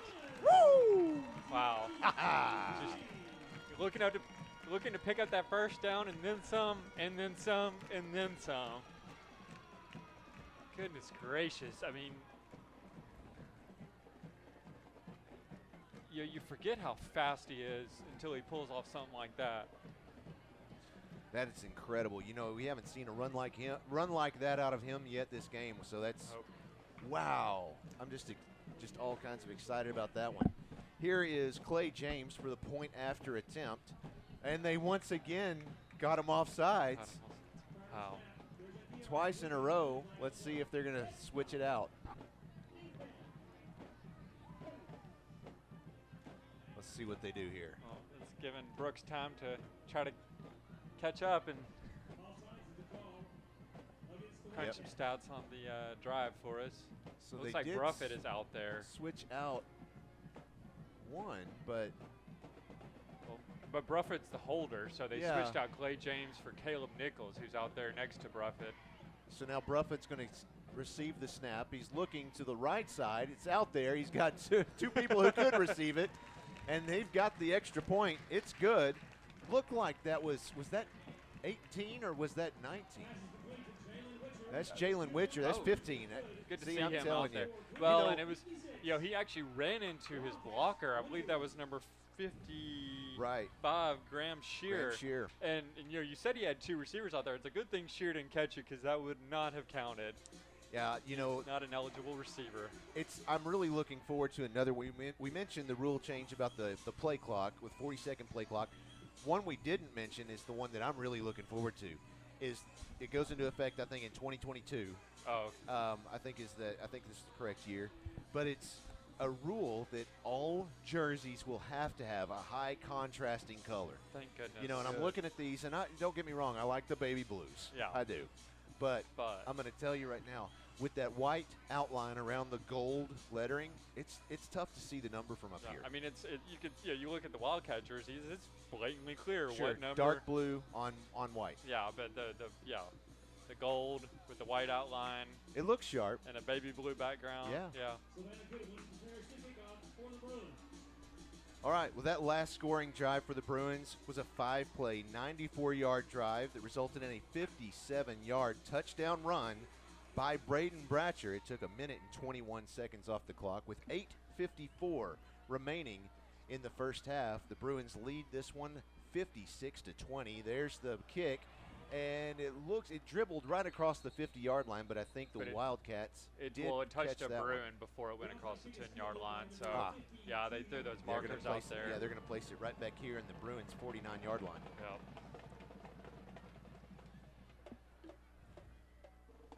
So Goodness. Yeah. I'm telling you, this is just exciting. I did not expect this game to kind of go this way. No. But it's not over. No. I mean, we're not even just halfway as through this fast one. pace as it's going. You know, I mentioned a couple of these guys are on the wrestling team. There are actually many more. And I'm excited to have Bruce Dickey coming up during halftime to talk to us about the wrestling program. Here's Wishon. There's the snap. He hands it off immediately to Jay Burns. He's across the 35, and it's stopped at the 32-yard line. That's a first down for the Wildcats. Burns picked up quite a few yards. They certainly made him feel that one once he finally went down. That was Dylan Allison. No, that's not. Dylan Allison is not playing tonight. Not sure who that was on the stop. So now it is first down and 10 from the 31-yard line of the Bruins, Witcher talking to Burns in the backfield. He's got 3 to his right. Number 22, Max Pena's in motion. He's stopped. They're looking to give it to Burns up the middle again. He is stopped at the 29-yard line. Looks like that was, I'm trying to see, looks like number 41. Harrison Lane on the stop. He was joined by someone else. I didn't quite catch who that was. But so now they're looking at 2nd and 8 from the 29-yard line of the Bruins. Witcher in the shotgun, got Burns right behind him again. He takes the snap. He's looking to pass. He throws it over the middle to number 44. I believe that was Arrington McRae, who catches it for the first down at the, it's like 17, 18-yard line of the Bruins. So the Wildcats are on the move here. Witcher's in the shotgun again. Pena's in motion to his right. Burns is behind him. Pena's in motion. He stops again. And the give is to Burns, who finds an opening, but not that much of one, as he's stopped at the roughly 12-yard line. The Bruins, it's going to give them about 2nd and 6 to go. He's stopped by number 46, J.P. Katie. Witcher's looking at the sidelines for the play. The Wildcats are certainly picking up the pace here. 2nd and 5 for the Wildcats. Witcher's in the shotgun. Burns is behind him. Pena's in motion again. It seems to be a trend for him to stop right behind that right tackle. Give it to Burns. Burns is looking for the end zone, and he finds it. Wow. I'm telling you, that's just their go-to, is really just hand it off to Burns and let him roll. Yep. 6:54 remaining. Bruins still lead 56-26. This is just fun football. Tell me about it. You don't agree, Papa? No. He says it's no fun. Popeye is our he's a sourpuss. it's our lead cameraman. Yeah. Telling you. What's not to like?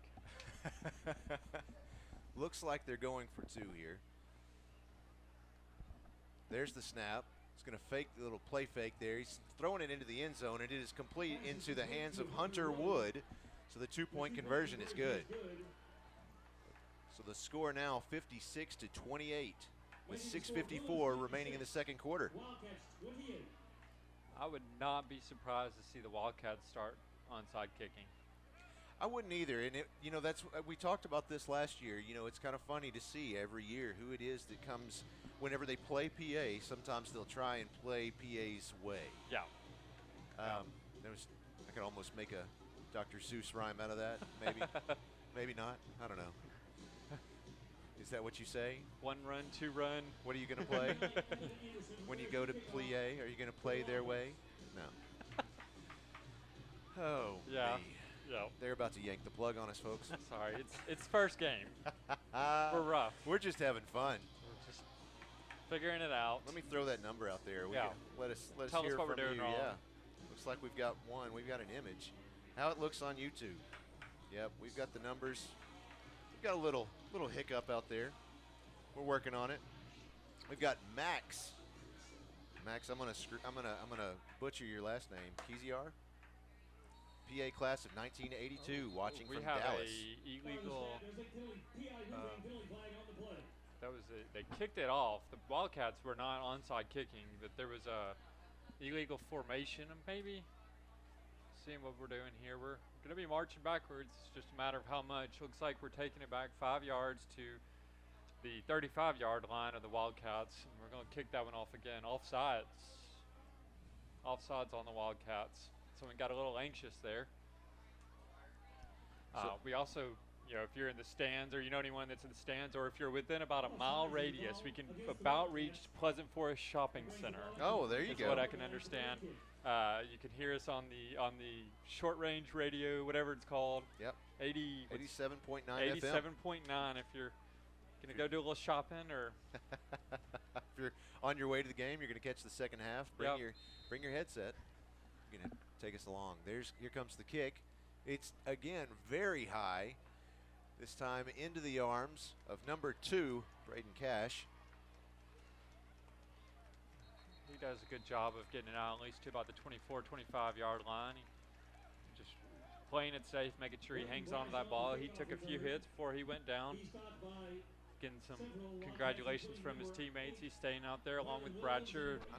I'm not quite sure what the referee had to say there to who was that? Richard Griffith. Oh, but the referee was, and Richard Griffith didn't think he agreed with whatever he was being told.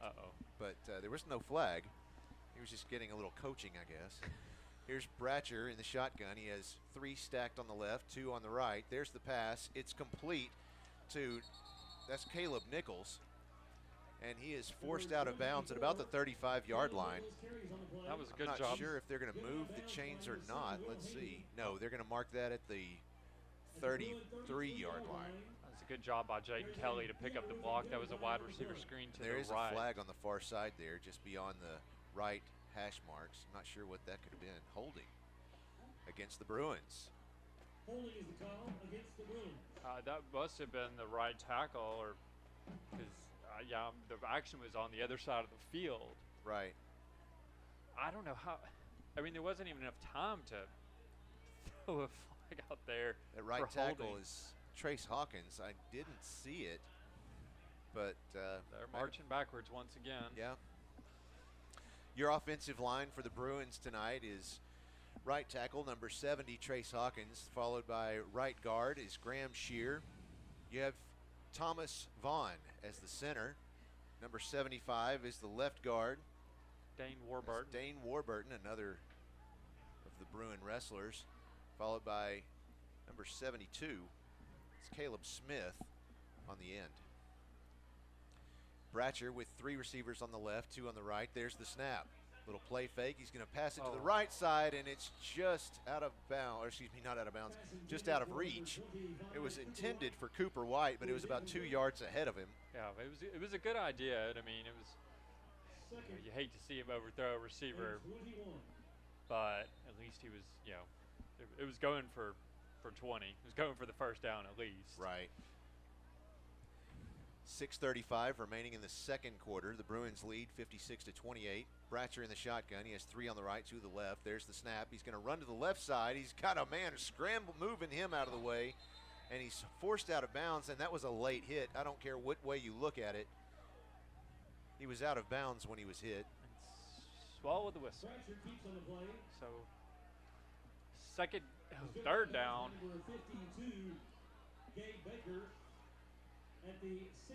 Goodness. Wow. It's about 3rd and 19.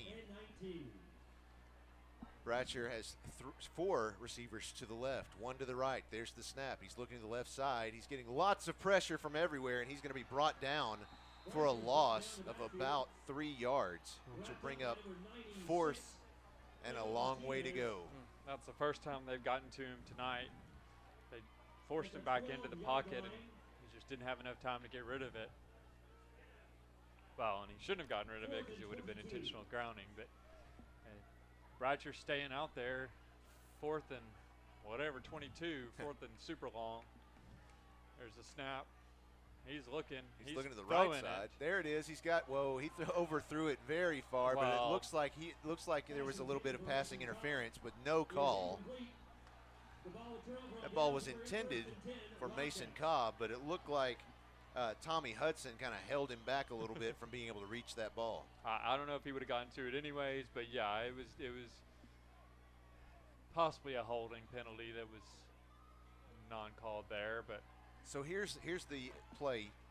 Imagine this if you're just listening. There's, 13? They're on the 13-yard line. Is that right? I'm just looking. 13-yard line, 1st and 10 to go for the Wildcats. Looks like he has 1 receiver on either side. There's Wishon with the snap. He hands off immediately to Jay Burns, who is stopped for a loss of about 3 yards. Looks like he's hurt once again, but he's not going to let him stop the clock for him. He wants to stay in there. That was Chris Connell who managed to get in between the tackles and wrap him up. Excellent job, and that's what you want to see, because there was a lot of running room on that left side, and had Burns gotten past him, he was probably in the end zone because there wasn't anyone else to stop him. I really did butcher Max's name earlier. Max Kazire. There we go. Max Kazire, class of '82, watching from Dallas. Thank you for joining us. There's the pass. It's into the end zone, and let's see. Was he inbounds? He says he was. Wow. They're going to say count it good. That was complete to number 2, Hunter Wood. That's their go-to receiver. So they answer from the 13-yard line. Yeah, the Wildcats are not letting this one get away from them. They're not. They want to stay. 5 minutes, 11. I mean, that's incredible. There's still over 5 minutes left in the first half. 5-11, yeah. 56 to 34. Number 89 is out for the Wildcats. That's Evan Anderson. Looks like he's going to kick it off, or waiting to get the ball, set it up. Evan Anderson prepares to kick off for the Wildcats. He is lining up, and we are ready to go. Looks like we lost a few on YouTube for just a moment there, but glad to have everyone back in short order. Here comes the kick back to the Bruins. There's the kick up in the air again, very high. This one's going to be received by Joe Hyman at the 10-yard line. He's across the 15, the 20, the 25, brought down at about the 32-yard line. Nice little reception for Joe. Number 19, Joe Hyman on the kickoff return. Wow. You know, when the other coaches, opposing coaches, they start seeing him get that ball, they got to get scared. I mean, sure. He's quick. He misses, makes 1 or 2 tackles miss, and he's going to be on the other side of the field before you know it. Of course, it's the same way with Jay Burns. That's for very the Bruins. true. So. Yes, you got to watch out for that one as well. Once again, if you have any thoughts you want to share with us, send us a text message at 501-570-6464. Bratcher in the shotgun. He has 2 on the left side, 3 on the right. There's the snap, looking to the right side. There's the pass. It's complete to Mason Cobb this time, and he's stopped at the 42-yard line. That is going to be, let's see if it's enough. Yes, it is. Yep. That's enough for a first down for the Bruins, and 1. Yeah, well, and he was actually stopped short of the first down, and he managed to fight his way forward to pick up those needed yards. That's what you want to see, the Bruins offense come right back out and pick up that first down. This time Bratcher is accompanied by Andrew Cobb on his left side. There's the snap, little play fake. He's going to pass it to Andrew Cobb. He's across the 40, 45. He's met right at the 47, 48-yard line. That'll be enough for a second down. It's a gain of about 6 yards.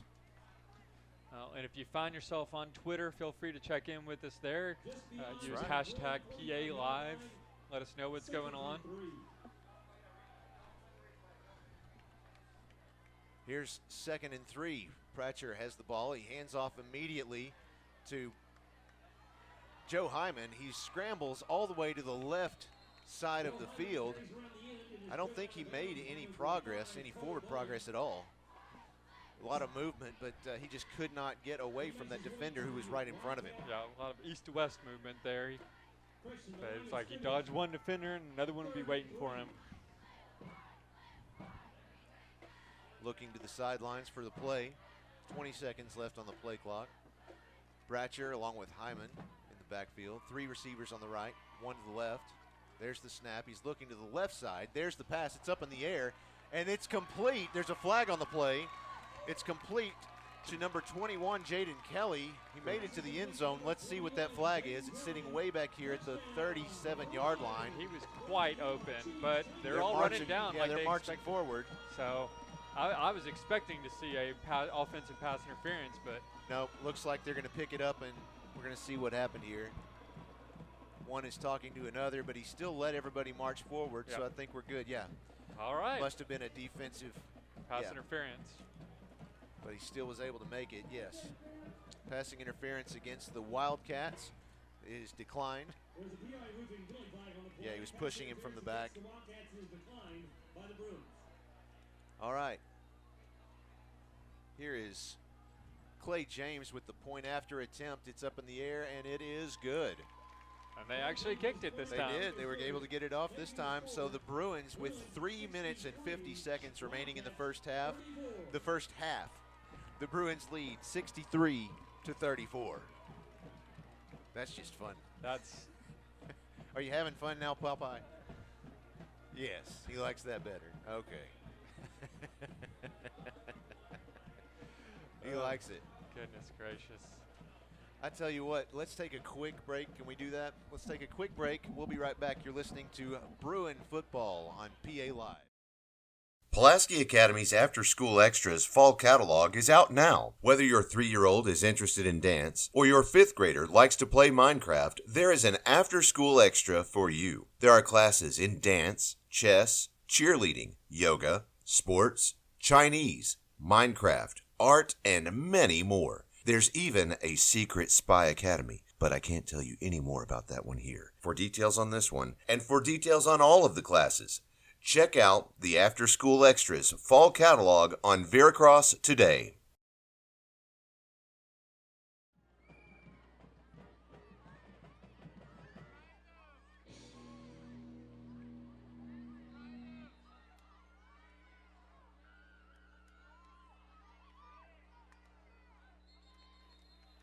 All right, we're back. And the onside kick was recovered by number 5. That is Cole Bowen, and he actually managed to pick up a yard or two after he caught it. It's right at midfield. That last drive by the Bruins was a 4-play, 68-yard drive, capped off by a 51-yard touchdown pass by Braden Bratcher to Jaden Kelly. Took 1 minute and 16 seconds off the clock. Thank you. As I mentioned earlier, sorry to interrupt, I was just going to remind you, during halftime, I'm going to have a chance to speak with head wrestling coach for Pulaski Academy, Bruce Dickey. He's already standing right here behind me, giving me a glaring look that I'm calling him out. That's the Eagles Carpet 1 halftime show, correct? Yeah, that's right. The Eagles Carpet 1 halftime show. Thanks for the reminder. We got a false start on the Wildcats, marching backwards 5 yards. So that'll place them at the 46-yard line. It'll be 1st and 15 for Har-Ber. Once again, you see that sloppy play by both sides, picking up unnecessary penalties, whether it be holding or false starts or pass interferences. All right. Passes interference. Passes. There's wishing. Him out of bounds, but not before he was able to pick up that first down.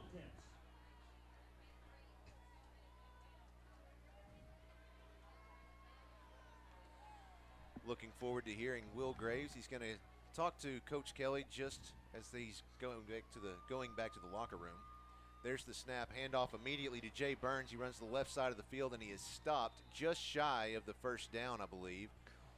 He ran over well, one maybe of his not. Depends on where they place it. Yeah, they are going to. teammates to get that first down. That was number 2, Hunter Wood. He was just getting a little help from his friends, a little bump draft. Well, and he was trying to block for him. He just got run over.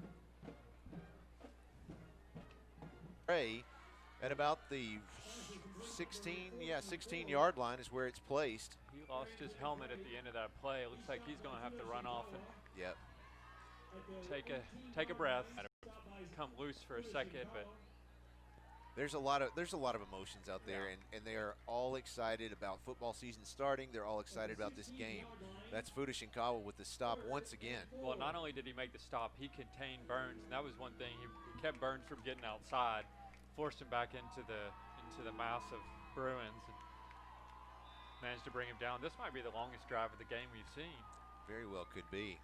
Wishing in the shotgun. There's the snap. Handoff goes to Burns. He's wrapped up immediately by Chris Connell for a loss. What a play for the Bruin defense. So that leaves, and he tackled for a loss. 4th, and the players are motioning. We have a man down. Someone's hurt. Yep. And it is a Bruin player. Helmet is off. The ball is spotted. Oh, that is Chris Connell who is down. Hey, look, he looks like a couple of his teammates might have fallen on top of him at the end of the play, trying to help him make the tackle. Well, let's just take a quick break while they're evaluating him. I tell you what, let me remind you that today's game is presented by Arkansas Family Dental. Arkansas Family Dental provides gentle sedation dentistry and offers a wide variety of services, including orthodontics, cosmetic dentistry, Botox, derma fillers, and will soon be offering sleep apnea treatment. Come see us today. We treat our patients like family. ArkansasFamilyDental.com. Well, and Chris Connell was able to walk off on his own. I think he just got the breath knocked out of him. Got the breath, or maybe took a hit. Yeah, something happened. But so we're going to take a timeout. For the Wildcats have taken a timeout to figure out what they're going to do on this 4th and 7 play that's facing them. They are at the Bruin 19-yard line. There's just over a minute left here in this half. The Bruins leading 63-34.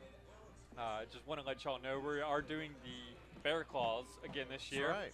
And I haven't told my co-host this, but I've decided to add a wild card. Okay. Bear Claw, just to kind of make sure we catch the maybe the offensive lineman, or like we saw I believe Von Seelig, who had that very impressive onside kick for the recovery. Right. Just want to kind of make sure that not just the prime offensive or prime defensive players are getting the playmakers, if you will, are getting the attention, but also make sure that the role players getting there. So we're going to have an offensive Bear Claw, a defensive Bear Claw, and a wild card Bear Claw, if you will. So if y'all want to share any thoughts you may have about who has earned any of those, please feel free to chime in at the text line. It's 501. It's right there. 570-6464. That's right. Here is Wishing with the snap. There he is. He's looking to the left side, looking to the center to pass. It's complete once again to, that's Arrington McCray, and he is brought down just inside the 10-yard line. That'll be good for another first down for the Wildcats. It'll be 1st and goal. Wow, that was, it looked like he might have been brought down, and I think that was actually, it was Richard Griffith who just barely missed bringing him down shy of that first down. So the clock is ticking now, though. There's 45 seconds left in the half. Bruins still lead 63-34. There's the snap to Wishing. Handoff goes to Burns. He's running it straight up the middle. It looks like he's in the end zone. Let's see if I don't see a signal yet. Looks like he's just shy. Brought down at the half-yard line, maybe the 1. Well, the clock is still ticking. 25 seconds left in the half. Oh my, can they get a play off in 22 seconds? Oh, they can if they call timeout. Call timeout. There you go. Wow. Goodness gracious. Whew, this will make you sweat right here. Yeah, we've got the Ackles Carpet One halftime show coming up very shortly. At Ackles Carpet One, they can get it for you at wholesale. It's not just a slogan at Ackles Carpet One, it's their real money-saving story. You can get the lowest prices on carpets, floors, and real wood cabinets. They have nationwide buying power, low overhead, and local ownership that make all of this possible. Don't shop at the home centers or online when you can shop local and get the best wholesale prices. At Akel's Carpet One, we make it beautiful for less. AkelsCarpet1.com. Gentlemen, I want y'all to just think of this. If they go ahead and score here, it's going to be 41 for Har-Ber. We're 63. If they have a repeat in the second half, it's going to be 126 to 82. Holy moly.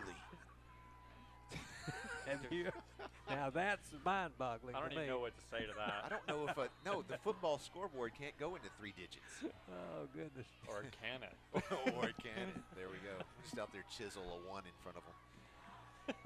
Here's Wishing in the shotgun. He has all of his receivers in tight. He's going to keep it himself, and let's see, can he punch it through? I think he did. Let's see, I don't see a signal. Yes, touchdown. I do. There's a touchdown. That was not an intended keeper, I don't believe. He actually bobbled the snap. The snap didn't make it to him, and it was on the ground. He picked it up, and it looked like he was going to get stopped for about a 4 or 5 yard loss. But he jumped into the end zone and, of course, just landed outside of the end zone, but he broke the plane, getting that touchdown with 15 seconds remaining in the first half. Wow. Let's see what they do here. Looks like they're going to go for it. They're going for 2. Yeah, going to go for 2 here. This time he has 3 receivers to the right, 2 to the left. He's got Burns in motion. He's going to pass it, and it's intercepted. You can't run that back, so might as well stop here. It's a shame because he was open, yeah. That was so there you are. Clay James. Extra point attempt is no good, so the Bruins still lead by 23, 63 to 40 with 15 seconds left. Kevin Kelly, what do you think he's going to do with 15 seconds? You think he's going to kneel the ball? Of course not. No, he'll try to score. We can score twice in 15 seconds. 8 seconds. There was 8 seconds each. Rod the bull. Right. Well, I hate to say it, that's going to make it 126 to 80 instead of 82. You hate to say it. Yeah. You would prefer them to get the 2-point conversion? No. Popeye knows what I'm talking about. No, rather really, he's just jobbing along to the. There you go. You know, you think about this. A lot of times, this is the final score for a lot of games. Yeah. This is just halftime for us. Well, and the Wildcats played a scrimmage last week, and I think it wasn't. I guess it's Tulsa, a team in Tulsa. I can't remember who exactly, but they did not score that many points. I think the total did not come to 40. No, I see. All right, so here is the kickoff by number 84. That is Jesus Barroso, and it is bobbled by. Looks like that is who recovered that? Number 2. That was number 2, Braden Cash, and he is brought down at about the 21-yard line. Ran about 5 seconds off the clock, so now the Bruins are looking at first and, might as well call it first and goal from the 21-yard line, or their own 21-yard line, 10 seconds left. See what Kevin Kelly conjures up, and Nolan Bruffett is out there. To not see Bratcher out there, so it looks like Bruffett is being called on to do something here. We don't know what. He's got Bruffett in the shotgun. He has Joe Hyman to his left and 2 receivers on either side. Passes out there. It's complete to Mason Cobb, and he's forced out of bounds at the 33-yard line with 5 seconds remaining.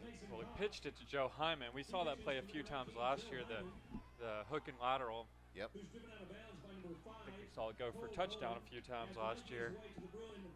34-yard line. And that's a new Skeetery first down for the PA. What? Looks like the crowd is finally getting into that new first down chant. Like it. Here's Bruffett once again in the shotgun. He has 4 receivers on the right side. This one is complete to Jalen Witcher. He runs it up the left side of the field, and he is stopped as the horn blows just shy of the Wildcat 40-yard line.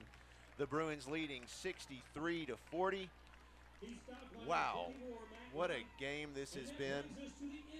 There's Coach Kelly down there with our sideline reporter. Are we ready for that? I'm not sure. Look, he's getting him called in just now.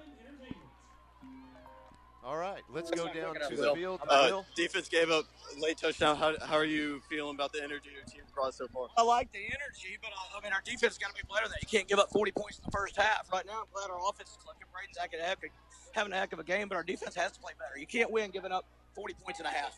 Thanks, Coach. All right, thank you, Will. Will Graves, once again, doing a good job as our sideline reporter down there. Great to have him down there. We're going to take a quick break, and we will be right back for the, help me out here, the Ackles Carpet One halftime show with head wrestling coach for Pulaski Academy, Bruce Dickey. Stick around for that. We'll be right back. You're watching PA Bruin football on PA Live. And now let's welcome the PA mascots, Buzz, Benny, and Cubby.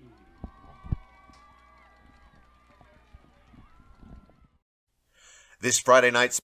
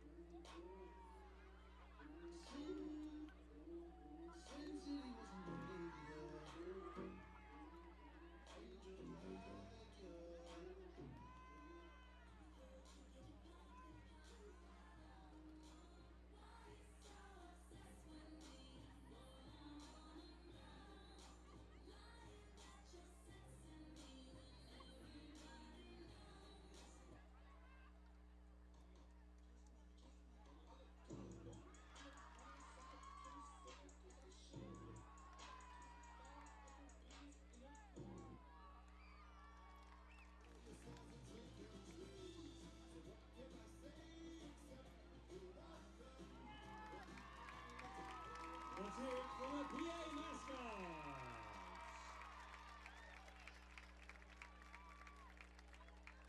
Next up, let's welcome PA Bruin Cheer.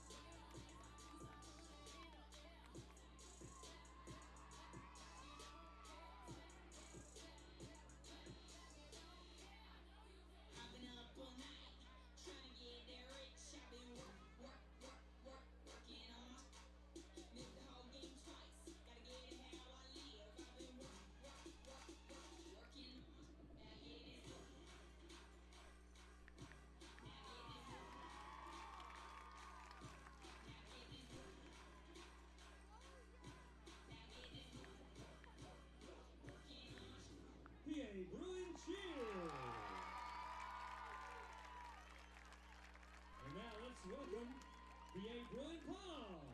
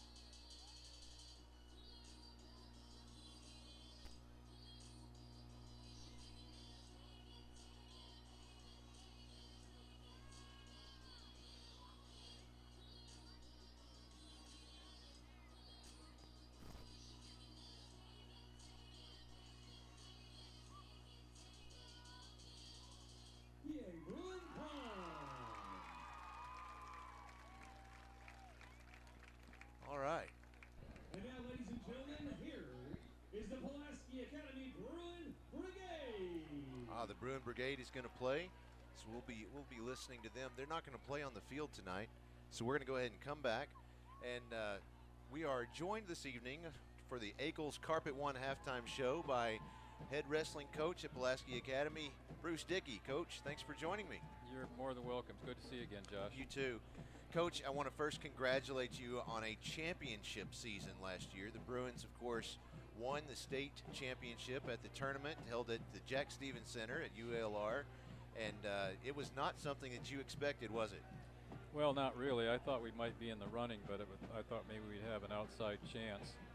And but all the stars lined up, the moon, everything in the universe, and we pulled it out. It came down practically to the very last match before we eked it out. So it was a very, very pleasant surprise to win our second state title in a row. And of course, with wrestling, and you know this well enough, I was new to the wrestling season, or the wrestling program, or just wrestling in general last year. And with my son Grant out there on the team, we all learned together. And you know, it really is. You know, it's an individual match. You're out there on your own with someone else, one-on-one. But it really is a team sport, because you're able to gain those points that help your team, and that's how the team ended up with the championship. It was great to see. You know, we see these players out here on the field. You've got Joe Osmond. You've got Fuda Shinkawa.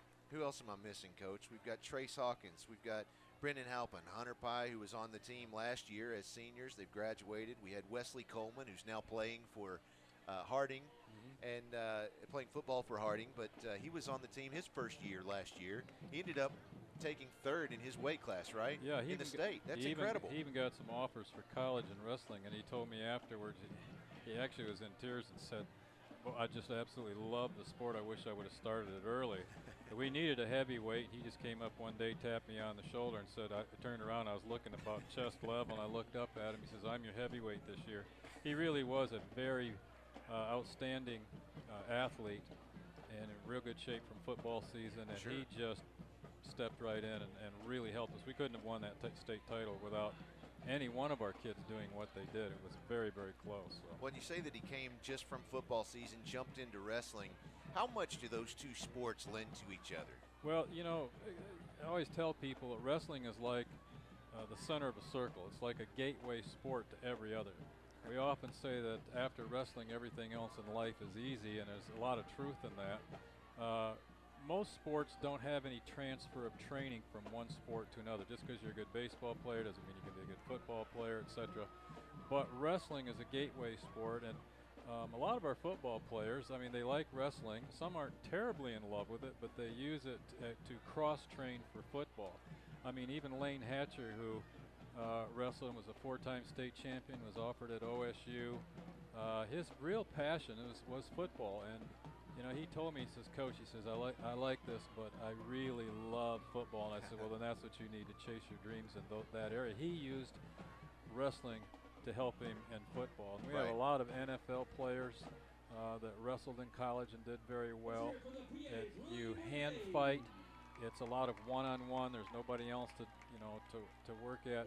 It's just a little different in the fact that you're relying only on yourself, and you're not relying on other teammates while you're out there wrestling. So that's different in that sense. Coach, what do we have new for the wrestling program this year?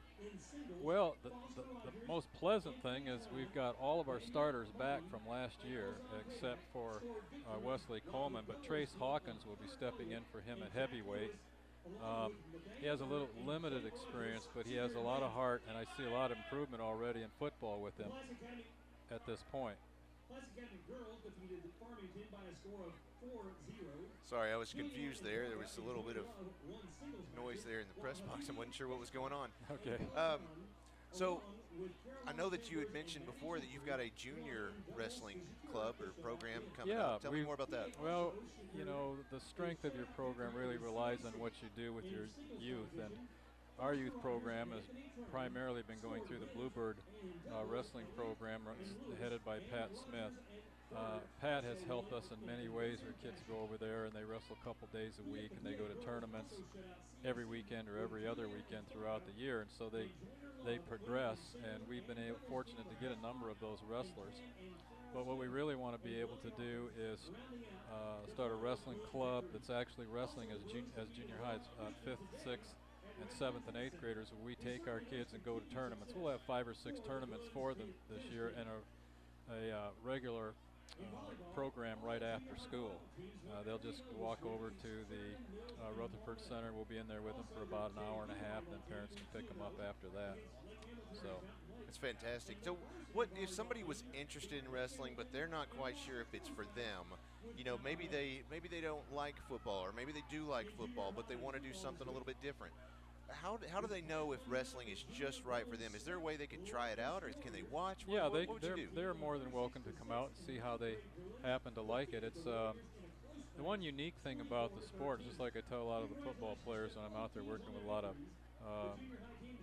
kids that aren't very big, they aren't very heavy. Wrestling, you only wrestle people in your own weight class. So every time you walk out, there's going to be somebody your own size.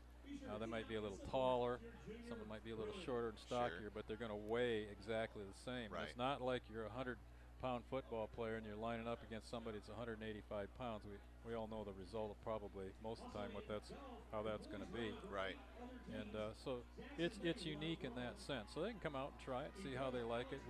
I come in and I teach all the phys ed classes where we come in and introduce the sport. Coach Kelly is solidly behind us. Football staff. To be honest, I feel like at PA I'm in the best place of my whole career. I'm going into my 48th year of coaching, and I've never been any place where the entire coaching staff, the basketball coaches, everybody pulls for everybody, and it's just been a pleasant experience. I wouldn't want to work anywhere else where we didn't have that kind of an environment. So. Sure. So it's been pretty good. So, Coach, if someone's interested in wrestling or interested in learning more, how can they get a hold of you? Well, they can either text me or, email me, just bruce@hatcheragency.com, or they can just see me at school. I'm here a lot of times. They can talk to any of the other wrestlers, that kind of thing.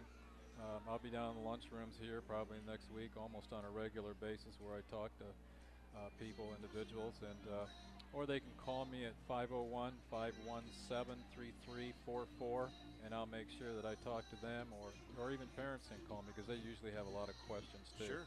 So. All right, fantastic. Well, Coach, here's to another winning season. I hope so. And thanks for joining me tonight. All right, Joshua, appreciate it. Appreciate you, sir. All right, thank All right, you. folks, we're going to take another quick break. We'll be right back for the rest of our Eccles Carpet One halftime show. You're watching Bruin football on PA Live.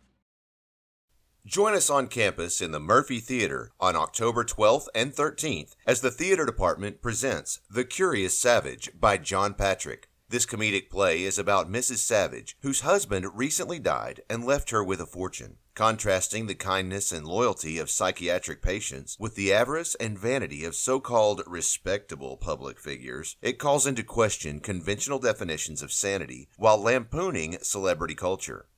Mark your calendars for The Curious Savage on October 12th at 7 p.m. and October 13th at 2 p.m. It's sure to be another fantastic production from the Pulaski Academy Theater Department.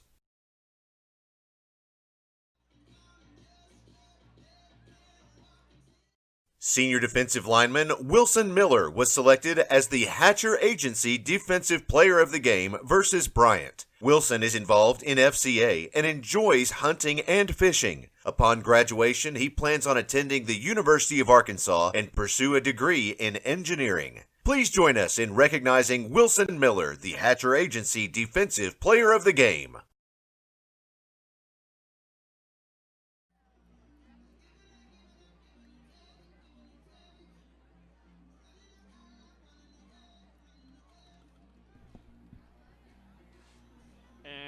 Welcome back to Rector Field at Joe B. Hatcher Stadium. Thank you for joining us here for the Eccles Carpet One halftime show. I'm here with Brooks Beasley, who's doing his best to try to calculate all of the figures that we just saw. And I'll be honest, I spent the halftime trying to figure out what the record is for most points scored in a high school football game in the state of Arkansas. If anyone happens to know that or find that, please let us know. You can text us at 501-570-6464. So we are about 4 minutes from the start of the second half, and the Bruins are on top of the Wildcats 63-40. Well, what do you think, Brooks? I'm just going to tell you, these are by no means official by any means, and I do apologize to all of our fans out there. I just kind of got caught up in all the fast play and everything, and the quickness of scoring and everything. But the best I could come up with, I think, Braden Bratcher he is 20 of 30, and then Nolan Bruffett is 2 of 2. He had 2 passes there right at the end of the half. And as far as receiving, I have Mason Cobb with 8 catches for 49 yards. And I know he had 1 touchdown for sure. And then I know he had a 2-point conversion. And then we have Braden Cash. He is 2 catches for 72 yards and 1 touchdown, and also a 2-point conversion. That all took place in the first quarter there, first of the ball game. And then we have Andrew Cobb. I have him with 5 catches for 70 yards, and he had a 2-point conversion also. And then Jaden Kelly, I have him down for 2 catches, but I'm right here. I know it's more than what I have down, but I have him for 35 yards. I know that's not correct. And then I have Cooper White. I have him 1 reception for 30 yards and a touchdown.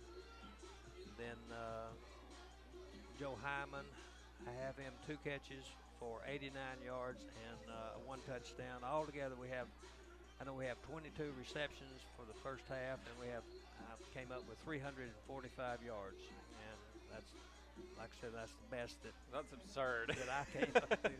I mean, just if that's anywhere in the ballpark, that's impressive that you were able to put that together. Because, yeah.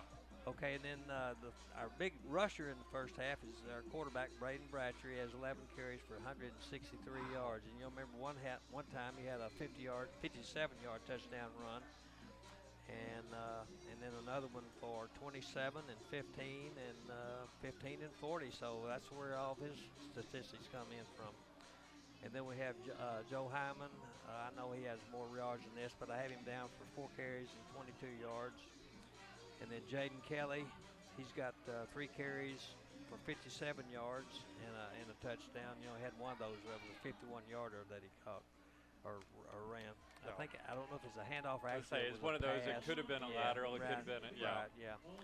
And then we have Caleb Nichols, 2 carries for 43 yards, and Isaiah Woods. Azarius Woods, I'm sorry, Isaiah plays his brother that played several years ago, and I can't get my mind changed up with. But Azarius, he had 2 carries for 4 yards and 1 touchdown. You know, he had a steamroll there. It was about just carried the ball on him at about the 1-yard line and ran it on in, just bulldozed his way on in. And then we have this Witcher gentleman. I have him down to the last. Didn't have him in my list of players, but he had 1 carry for 12 yards. And altogether, we have 23 rushes for 301 yards. I mean, that's actually a pretty balanced production if the numbers are close. We look at the score and you see 63-40, but the 2 defining plays in my mind of this game were the turnovers. I mean, the Bruins haven't given one up, but they caused 2 of them, and that's 14 to 16-point difference one way or another. They don't get those, and both of those took place when the Wildcats were pretty deep in Bruin territory. And that's not just a 16 points taken away from the Wildcats, but it's also the Bruins scored right immediately after getting those turnovers. So I mean that's a 32-point swing, which is there's a 23-point difference right now. As back and forth that this game has been, as fast as it's been, I think those 2 defensive plays were the difference, right. The ones that stick out. Well, I think for the second half, the Bruins are going to have to continue to score, which I think they will. Yeah. Otherwise, I think Har-Ber could catch up with them if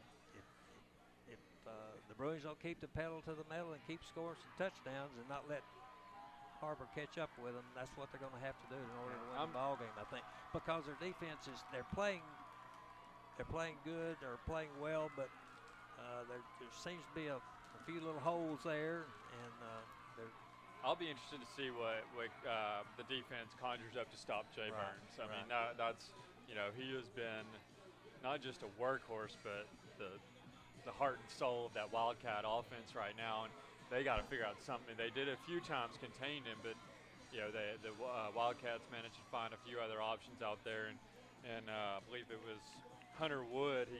His name kept coming up right when they needed it. So those two players.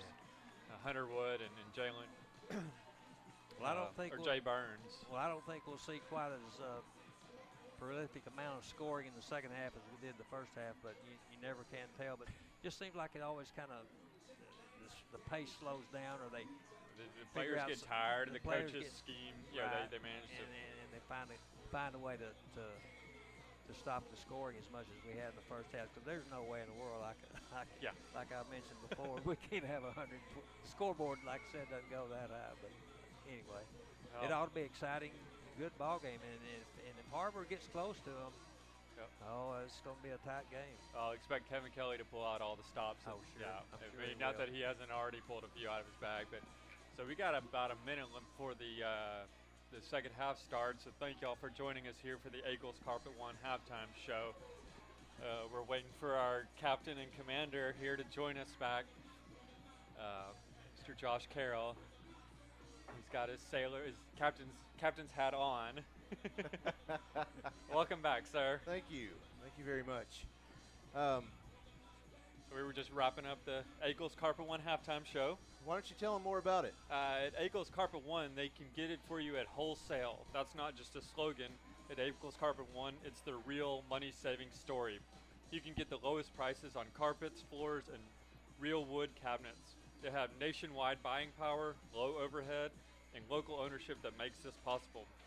Don't shop at the home centers or online. I mean, you can shop local and get the best wholesale prices. At Eagles Carpet One, we make it beautiful for less. AiglesCarpet1.com. There you go. That's how you do it. Thank you, sir.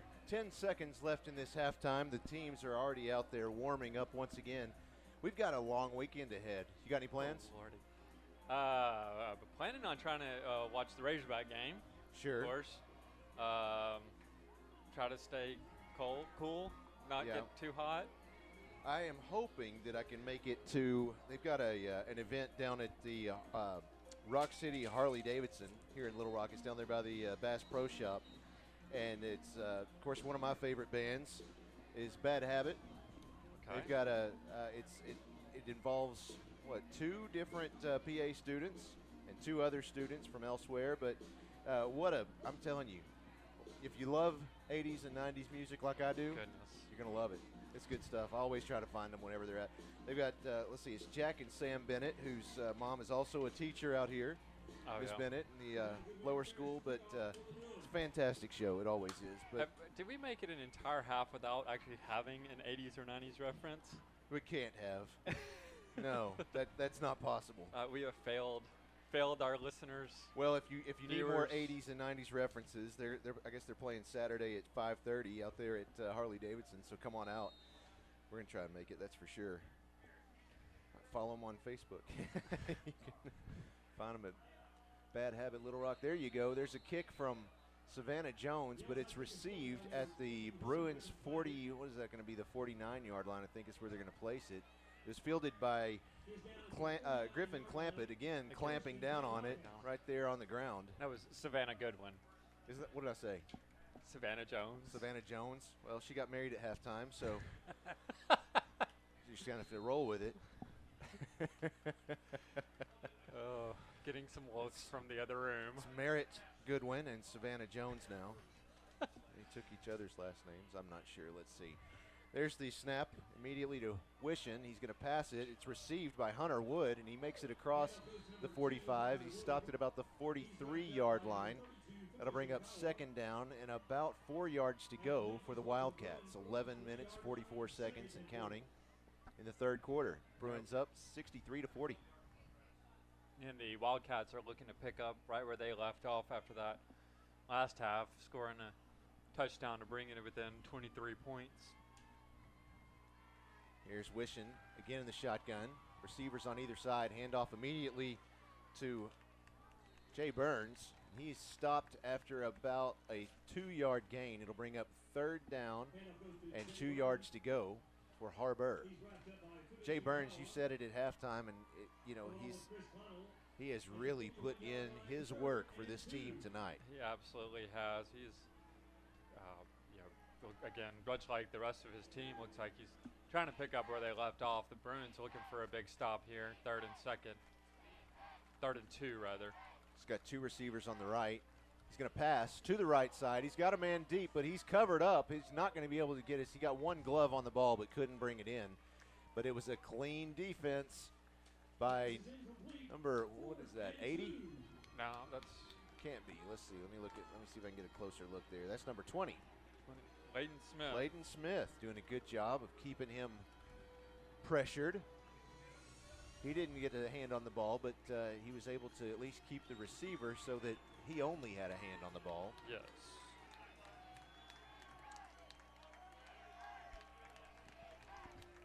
Wishing again in the shotgun. Big 1 receiver on either side. Handoff immediately goes to Burns. He runs straight up the middle and is stopped immediately. Probably a 1-yard gain, but that's not going to be enough. No, there's somebody is being very anxious there with the sticks on the far side. Let's see where they actually place the ball. They're saying of course the Wildcats think they have it. Let's see. Yes, they do. Huh. Yeah, there you are. They didn't bring the chains out and measure it, so it must have been close enough. Looks. Sure. Closer than it looks. So that'll be 1st and 10 from the Bruins' 39-yard line as the Wildcats march on. Wishing has 3 receivers on the right side, 2 on the left. There's the snap. He's going to pass it to the right side to Liam Taylor, and he makes his way up to about the 20-yard line. Let's see, the sticks shouldn't be moving just yet, but they're pulling. Yeah, there they go. That was a good shoestring tackle. I didn't see who it was. It looks like those numbers are killing me. I know it. Just looks like a blur from up here. So 1st and 10 for Har-Ber. Here's the snap to Wishing. He has 3 receivers on the right once again. Pass is complete to Liam Taylor once again. Oh, we got a fumble. Fumble on the play, and the Bruins say they have it. Let's see. I'm waiting for an official to tell us. All of the Bruins are convinced that they have the ball. There's some coaches from Har-Ber. There's an player on the field, so they're, yeah. The receiver went down hard. It was Liam Taylor. He took a lick. Not surprised he lost the ball. Let's see what the referees are going to do with the ball. The Bruins are taking responsibility and telling each other, back up, back up. Yeah, it is Bruins ball. Fumbled and recovered by the Bruins on their own 23-yard line. Again, taking the air out of the tires of the Wildcats while they're on a march down. They had, 3 first downs in a row there. Yep, including a big converted 4th down. Coach Kelly was really upset at halftime about the 40 points that his team had given up. So, that's got to take a little bit of weight off his shoulders with that big stop there. Absolutely. Actually, look at this. Who's back to receive the snap this time? Oh, there's a flag on the play as Joe Hyman received the snap. And it looks like Bratcher was in motion there, but we're not going to see what could have been because it was a false start penalty on the Bruins. So we're marching backwards. All right, to be 1st and 15 for the Bruins. Again, Joe Hyman in the shotgun. He receives the snap, but now there's another. Is there a flag or there's just a whistle? And the clock still, okay, the game clock has been reset. It was an official timeout. I'm not sure why they decided to stop that play. Because I think the game clock wasn't set properly. They had set it to the 40 instead of the 25 that they're supposed to do after penalties. Sure. All right, once again, Bratcher in motion. Handoff goes to Bratcher. He passes it. It bounces off the ground, and it's complete. Oh, and then wait a minute. I can't even keep up. It's complete to Hyman at the 50-yard line. Whoa, whoa, whoa. There's some A lot of pushing and shoving going on right there at the 50-yard line on both teams. But the other teammates with cooler heads pull each other apart before anybody gets penalized. I got to tell you, Hyman went up in the middle of, I think, at least 3 Wildcat defenders. We got to be quick. They're already set up. Wow. It's in a flat formation. 3 receivers to the right, 2 to the left. And the ball was thrown out of bounds before anybody could get a hand on it. It looked like it was intended for Mason Cobb, but he was covered up quite well by Griffin Clampett. Clampett's coming out of has a little bit of a limp to his he was tapping his helmet, letting his coaches know that he needed to come out. Yep. Again, here is Joe Hyman receiving the snap directly. He's going to keep it and run it forward for a gain of about 3.5 yards.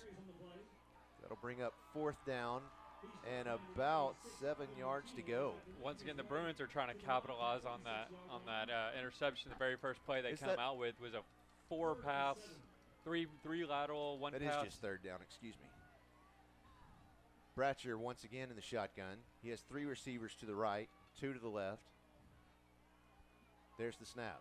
Looking to the right side. He's looking to the left. He's going to run it himself, keeping it up the middle. He's across the 45, across the 40. He's got the first down, and he runs out of bounds at about the 36-yard line, picks up the first down. That was an excellent job by his receivers to recognize he was taking it. Braden Cash was out there making a block for him, and then he made one defender miss to pick up that first down. 9:01 remaining in the 3rd quarter. Bruins leading the game 63-40 against Har-Ber.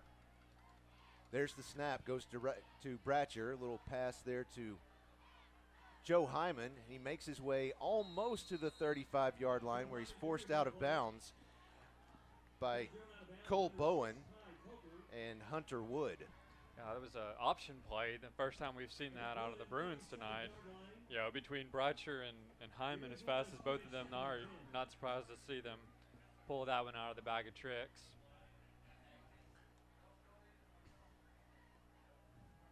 Once again, Bratcher in the shotgun. He has 3 receivers left, 1 to the right. He has Joe Hyman sitting back there on his right side. A little play fake. He's looking to pass on the right side. Pass is out there, but it's just a little bit too close.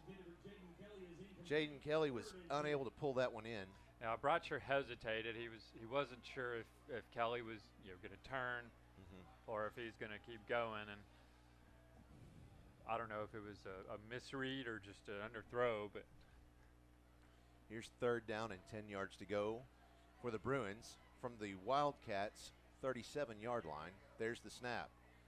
Bratcher rolls out to the left side. There's the pass, complete to Mason Cobb, and he makes his way up across the 35. Somebody's helmet comes off.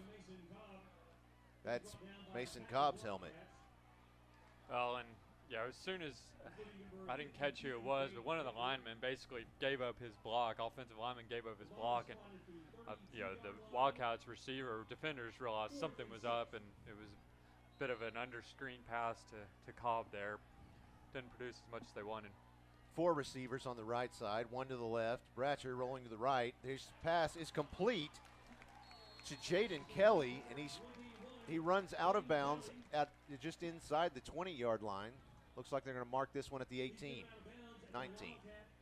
Nope, put it back, 18. 1st and 10 for the Bruins.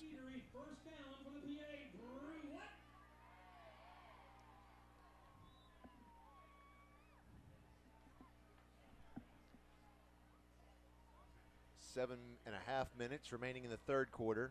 3 receivers left, 2 to the right for Bratcher. He's in the shotgun. There's the snap. Looking to the left side. He's going to scramble himself left. Still going to pass it. He's got somebody in the end zone.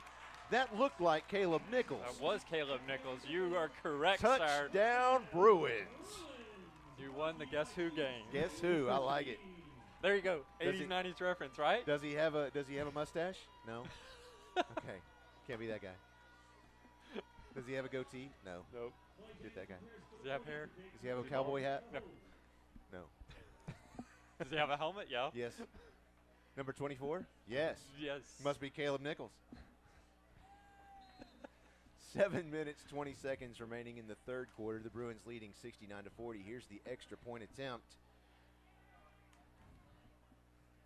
saw a jump, but they did not call it. And it's like oh no, I thought we had an injured Wildcat player, but there you go. He's walking off a little slow, number 2. That's the Cupcake Factory 4th down conversion. There we are. Got to get that one in there. At the Cupcake Factory in Little Rock, our goal is to offer the best quality cupcakes, pies, custom cakes, and cookies, cake pops, cinnamon rolls, brownies, and more. If you need a cake for that last-minute event or dessert for your dinner party, then we have grab-and-go cakes ready to go. Even if you're not in the mood for cookies or cakes, come in and take a look at our full lunch menu featuring several salads, burgers, and more. Visit the Cupcake Factory of West Little Rock on Facebook or in person at 18104 Canis Road in Little Rock. Let me tell you something right now. Here's a little tip just from me to you, Holt. Okay. Don't tell anybody. It's our secret. Okay. So here's the secret. On Fridays, they have ribs and catfish as the lunch special at the Cupcake Factory. I'm here to tell you, it is legit. That's where you want to be. Noted. Duly noted. All right. Let's see what we've got here. Let's go down to, hang on, let's see where they do with this ball. The ball is kicked out of bounds at about the 43-yard line. Let's go down to Will Graves on the sideline. Yeah, guys, that was just a good job by Bratcher to being able to transfer the momentum from the first half into the second half. And then that Joe Hyman catch, that was up against 4 different people. He jumped up in front of everybody and caught it. So, yeah, guys, back to you. All right. Thank you, Will. Back to the Cupcake Factory. 2 things. 1, if you do go there because you heard it, tell them we sent you. Yeah. 2, we wouldn't object if anyone wanted to bring something from them up to us, you know. It is a dangerous thing. I love going over there for lunch, but every time I see those peanut butter cupcakes, it's like, oh my gosh. Seriously, don't. Peanut butter is my, whew. Yeah. There's the snap.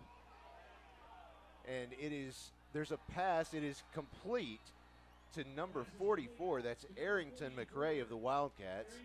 He is hurt. He is not feeling good right now. I mean, it was and number 22 for the Wildcats is hobbling off as well. They are just. It looks like 22 just has a cramp, which is not to be. That is to be expected this time of year. In this type of heat, with this type of humidity, it's 79 degrees, but it's about 120% humidity. And the Bruins are already taking a knee, so you like to hear that from them. So let's talk about that last drive that the Bruins just scored a touchdown on. Well, the last drive for the Bruins that was scoring play was an 8-play, 82-yard drive that resulted in an 18-yard touchdown pass from Braden Bratcher to Caleb Nichols. It took 2 minutes and 40 seconds off the clock. That's an eternity for the Bruins. Yeah. And that's why the clock's already down to 7 minutes and 12 seconds. Yeah, over 4.5 minutes have run and only 1 score this half. Right. That's impressive. So I'm happy to report number 44 has walked off on his own power. That's what is his name again? It's Arrington McRae. Arrington McRae. I have to look every time. It's a unique name. Yes, it is. He's but good to see him. Like I said, walking off on his own power. So. Always good to have our sponsors helping us out. We've got a lot of sponsors this year, and we're doing some things that we haven't done before. So that handoff goes immediately to guess who? Jay Burns, and it looks like he's in the end zone. Let's see. Yes, no, he's not. No. Looks like he ran out of bounds just shy of the end zone. Looks like they're going to place it on the 5-yard line. He stepped out of bounds before he went airborne. And there's a flag on the play at about the 10. He had quite a bit of an opening. I would not be surprised to see a holding penalty here. Once again, folks, if you have any thoughts on the game, share it with us. And tell us where you're watching from. Text message line is 501-570-6464.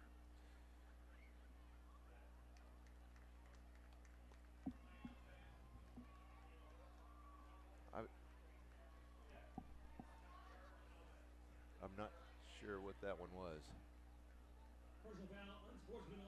Well, that's what I thought, but I haven't seen them do the flapping of the wings before. I just thought unsportsmanlike was holding your arms out to either side, but he kind of flapped them a little bit, and that threw me off. I was like, what is he doing? What's unsportsmanlike about birds? I don't know. Right, yeah. Well, he downloaded Flappy Bird, and that's totally, 2018. It was unsportsmanlike to download it. I have no idea what that reference is. I'm sorry. My kids are too young, apparently. Sure. Here's Wishing in the shotgun. He's going to pass to the left side, and let's see. He's got two defenders covering him up. That pass is complete to Hunter Wood, and that's worth a touchdown for Har-Ber. We'll give them 46 points to Bruins 70 with 6:52 remaining in the third quarter. We seriously have a basketball score now. I mean, yeah. Really? It's If you had asked me before this game, I would not have given you an over-under of 100. No way. I might have given you over under 100, but not 120, 130, whatever it's going to end up Yeah, being. we're 116 right now. Goodness. They are going for two. Wichens takes the snap. He's looking to pass. It's He complete. finds Looks like number 2 again, I think. Nope, that's number 3. That's Liam Taylor. there was just a bit of a chaos there, and he managed to find his man. Yeah, I am guilty of having eaten at the Cupcake Factory probably 4 times in the last 2 weeks. I'm serious. And I've been really good about it. I'll be honest, I haven't gotten a cupcake except once. Well, One out of 4 times. That's not bad. I'm trying to get this down, a little Well, bit. no, Get my weight down. winter's coming. You need to get My winter weight back. Winter- Yeah, your- get that. Yeah. They're your good. fat And fur. they're huge. Those cupcakes, you could feed a family of 4 on those things. They are just huge. But yeah, that peanut butter cupcake, forget it. I'm all in. I'm all in. There you have it, folks. Oh my. Wow. Well, I said it in the first half. I just keep expecting the Wildcats to try an onside kick any time now. They Just do have a different. Is this a different kicker? That's number 84, Jesus Preso. He Barrasso, kicked it yeah. off in the earlier once in the Here first. it is. And this one's a little pooch kick across the 40-yard line. And Excellent job by Clay James. Clay to just James fall covers on it the up. ball. Yeah. Interesting to see. It's a dangerous game to do that because now you give the Bruins some much better field position than they're used to having so far. Starting off right around the 35, 38-yard line as opposed to 25 or 30 that they've been at. We do have one viewer in Nashville, Tennessee who says, "Go Bruins." I like it. All right. Braden Bratcher, he has 3 receivers on the right side, 2 to the left. He's looking for that play call. 13 seconds and counting. 10 on the play clock now. Little discussion. Where's everybody going? 6 seconds. 5, 4. There was the snap to the right side. The pass is complete to Jalen Witcher, and he runs out of bounds at the 44-yard line. They're going to mark it at the 45, actually. So that's about a 7-yard gain. It'll be 2nd and 3. It's run out of bounds by Tommy Hudson. It's like Caleb Nichols was having some issues figuring out what the play call was. It looks like his role was supposed to be decoy anyway. So Right. which is I pretty thought good decoy. I thought he after had that it last too. Yeah. Now this time, Bratcher has 3 of them, and one of them decided to touch it. We're going to see what happens here. Yeah, that was Joe Hyman who actually took the snap. Braden Bratcher was right between Isarius Woods and Joe Hyman. The snap went to Joe Hyman, except he didn't get both hands on it, so I don't it dribbled know if he behind knew the him. play. Yeah, the snap was coming to him. There is some communication. What we have here is a failure to communicate. There's your go. What we have here is a failure to communicate.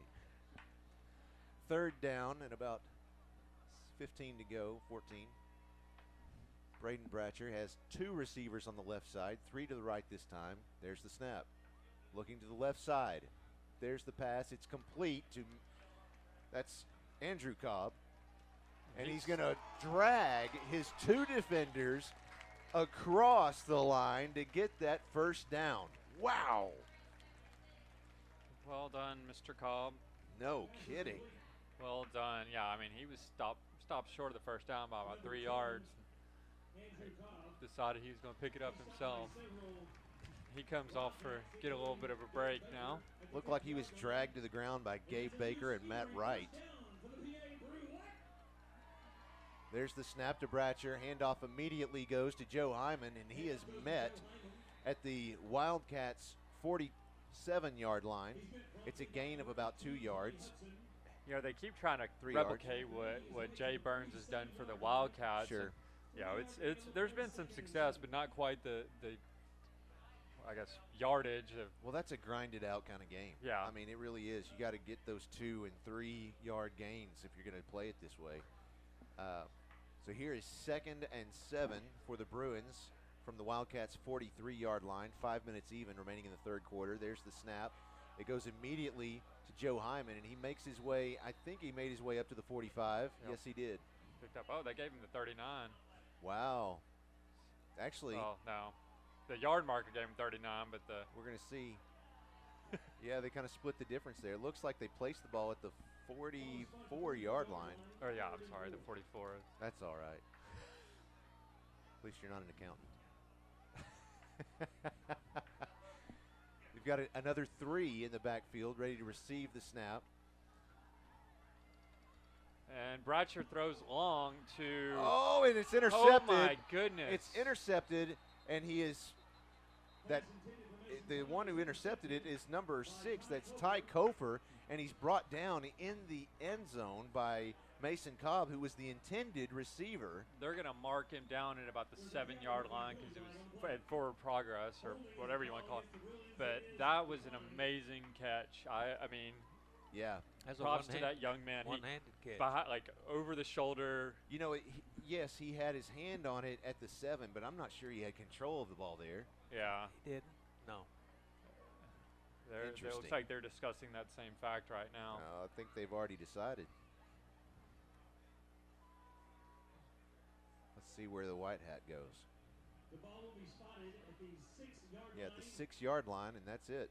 1st and 10 Wildcats. Well, 4 minutes, 17 seconds left. The Bruins have given up their first turnover of the season. It's 4:17 left in the third quarter. Bruins still lead 70-48. There's the snap. Handoff immediately goes to Jay Burns once again. He's across the 20, the 25, and he's brought down at the 30. Ouch. By number 40. I mean, you could have driven a It's truck Luke through that Witham. hole. And Clay James as well. Like, they're not going to stop him with that much running room. No. First time tonight we've had a real clear view of just what he's getting to enjoy. You know, most of the time it's been in the midfield, so it's not as clear. But that time it was, couldn't see a Bruin jersey on the line near him. Here's Wishon in the shotgun. 3 receivers on the right side, 1 to the left. Handoff goes to Burns, and he is going to be pushed back off the line. Let's see, he runs around the defenders and makes his way out of bounds. Ouch. Oh, no. He is holding his back. He is holding his back. He's hurt. Yeah, he went into the bench. They're calling for the opposing team medic to come over. Not medic, whatever. Medical. It's the trainer. The team trainer. Thank you. Goodness. You hate to see that. I mean, he was able to pick up. It's about 4 or 5 yards. He's on his feet and walking, so that's always a good thing. I hate to see anybody have to walk off the field at all, but the fact that he can walk off is always a good thing. Yeah, especially with an injury like that, or taking a hit like that. And yeah, now he's a little jog, so that's uplifting to see that. That was Jay Burns once again with the carry, and he's going to come off the field for at least one while he gets evaluated by their trainer. That's it. I was thinking too. I was like, what? Who is the medical person that would tend to that? The doctor type athletic guy. Yeah. 3:41 remaining in the third quarter. The Bruins leading 70-48.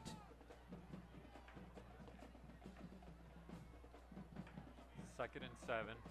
Wishon has 3 receivers on the right side, 1 to the left. He's looking to pass. He's got an opening, but he's going to get pressure from all sides. A flag comes in. Wishon goes to the right side of the field and gets blocked in the back. There you go. there are flags all over the field. Four separate flags. I mean, that on was this play alone. And the most absurd thing is they didn't even call the very blatant hold on Fuda Shinkawa. Yeah. I mean, that's the second play in a row that Fuda had his man beat. He got held from behind and nothing came out. Well, I noticed earlier in the other series that Har-Ber had, they actually tackled him and threw him down and didn't call it. I hate to sound like sour grapes. Right. But we're used to seeing Fuda get in the backfield a little more easily than he has been able to tonight. In a situation like this, Holt, how do they figure out which one of these penalties to enforce? They give the Bruins the option. Really? Okay. And if it's equal, they obviously just, I believe it's going to be 10 holding yards. Against the Wildcats is declined. Holding against the Wildcats is enforced. From the one that's farthest back. Okay. Yeah. So that would be at the 28-yard line, it looks like. So that would place them at the 18.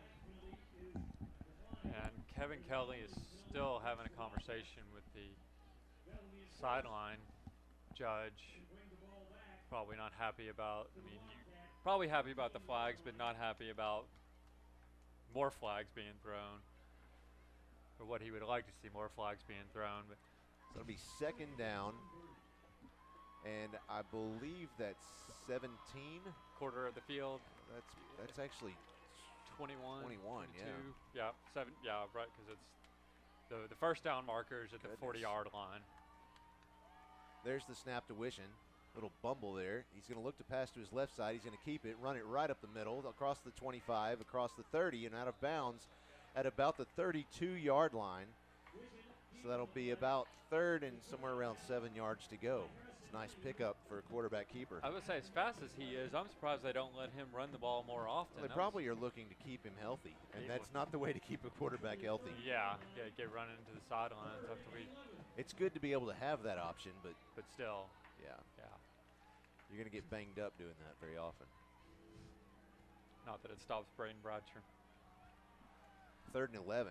Look at me, I can't do math either. 11, first game. 11 sounds like 7. 3:20, 3rd and 11. Here's Wishon. He's looking to the left side to pass. Pass is out there. It's complete to Hunter Wood. And do the Bruins have it? Looks like it did. They said it's incomplete. No. Sideline judge is calling it incomplete. I'm not sure I agree with that, but he has a better view of it. He had a pretty clear view of it. He certainly did. There was nobody on that far side. And he did. I mean, he hadn't had a chance to take a step before he was hit, so I could certainly see where the argument could be made. Either way, it's well, not either way. It's 3rd down and 4th down and 11. So the Wildcats have an interesting choice here, especially, well, no, Jay Burns is back there now. They're looking to the sideline, considering maybe a pooch punt. 3:14 remaining in the 3rd quarter. The Bruins lead 70-48. The sideline marker still showing 3rd down, but it is in fact 4th down. There we go. Yeah. 4th and 11. Wait a minute. They got it changed over. There we go. They had to adjust the play clock. And now the white hat is conferring the other judges. What about? We're not sure. Probably the play clock. Well, they're probably deciding where it is they want to go for dinner after the game. Taco Bell. How late is the Cupcake Factory open? They're not open right now. I promise you that. We'd all be stopping there after the game. Get some of Deke's ribs. Whew, I'm telling you. You don't even need sauce. Nice dry rub. Ooh. Yeah. He starts them on Thursday. They smoke all night. Yeah, good stuff. Big play here, 4th and 11 for the Wildcats. Gotta quit that. You're making me hungry. And they bobbled the snap once again, but Wishon was able to pick it up off the ground. And is that play? Let's see. Is that complete? He's calling it complete. Yeah. For good for a 1st down at the. I think that went to Braxton Scott. Wildcat 46-yard line. No, that was again Arrington McCray. Who is? So that's enough to move the chains. Wow. Yeah, I did not realize Azarius Woods has been playing defense out there. He's been playing both sides. Yep. 1st and 10. The Wildcats have the ball on their own 47-yard line. 3 minutes even. 70-48 as the Bruins lead still. Wishon in the shotgun. There's the snap. Handoff goes to Burns. Goes straight up the middle and is met at the 49-yard line. It's a gain of 2 yards. It'll be 2nd and 8. That was Fuda Shinkawa that was initially there. It looks like Trent Sawyer joined in on the tackle as well. The clock is certainly going down a lot quicker this half. There are 2 minutes and 27 seconds and counting. Blaze Wishon in the shotgun. He has 3 receivers to the right, 1 to the left. He's looking to pass to the right side, and it got tipped by Clinton Wilson, but the intended receiver still was able to receive it. As many times as they've thrown that wide receiver screen, it was going to happen inevitably. It's just unfortunate it still made it into the hands of the intended target. But they only picked up a yard. Right. It's already 3rd and 7 for Har-Ber. Looking back at our live fan feedback here from Nashville, Tennessee, I wonder if they're going to be able to join us in 2 weeks as the team travels to Brentwood, Tennessee, just outside of Nashville. We will be there. We'll have every game this season. So join us at pabruins.tv. And we have a play stoppage here. I think they're going to take a timeout on the Wildcats side. Got some things to think over. Not only a minute and 35 left in the 3rd quarter. And yeah, we've only had two scores. Is that correct? I believe that's right. Yep. In 1 quarter, only 2 scores as compared to 20 scores or how many ever it was in the first half. Yeah. See, I told you it'd be a change in the second half. They just you can't Looks keep like that pace up. No. I don't know if you guys just heard it. They just reset the clock to 1:58. It was 1:37. Huh. I don't know what happened there. I didn't. We are not privy to why that is, but it's not ours to ask why. Oh, wait a minute. Yes, it is. Don't you go getting philosophical on us. Well, you know, to be hungry or not to be hungry, that is the question. Speechless. Got me thinking about ribs and catfish. There's the handoff to Jay Burns. He runs to the right side of the field. He's got the first down and then some. He's going to be stopped at about the 36-yard line. It's Clinton Wilson on the stop again. He's had 2 good plays in a row there. Another first down for the Wildcats.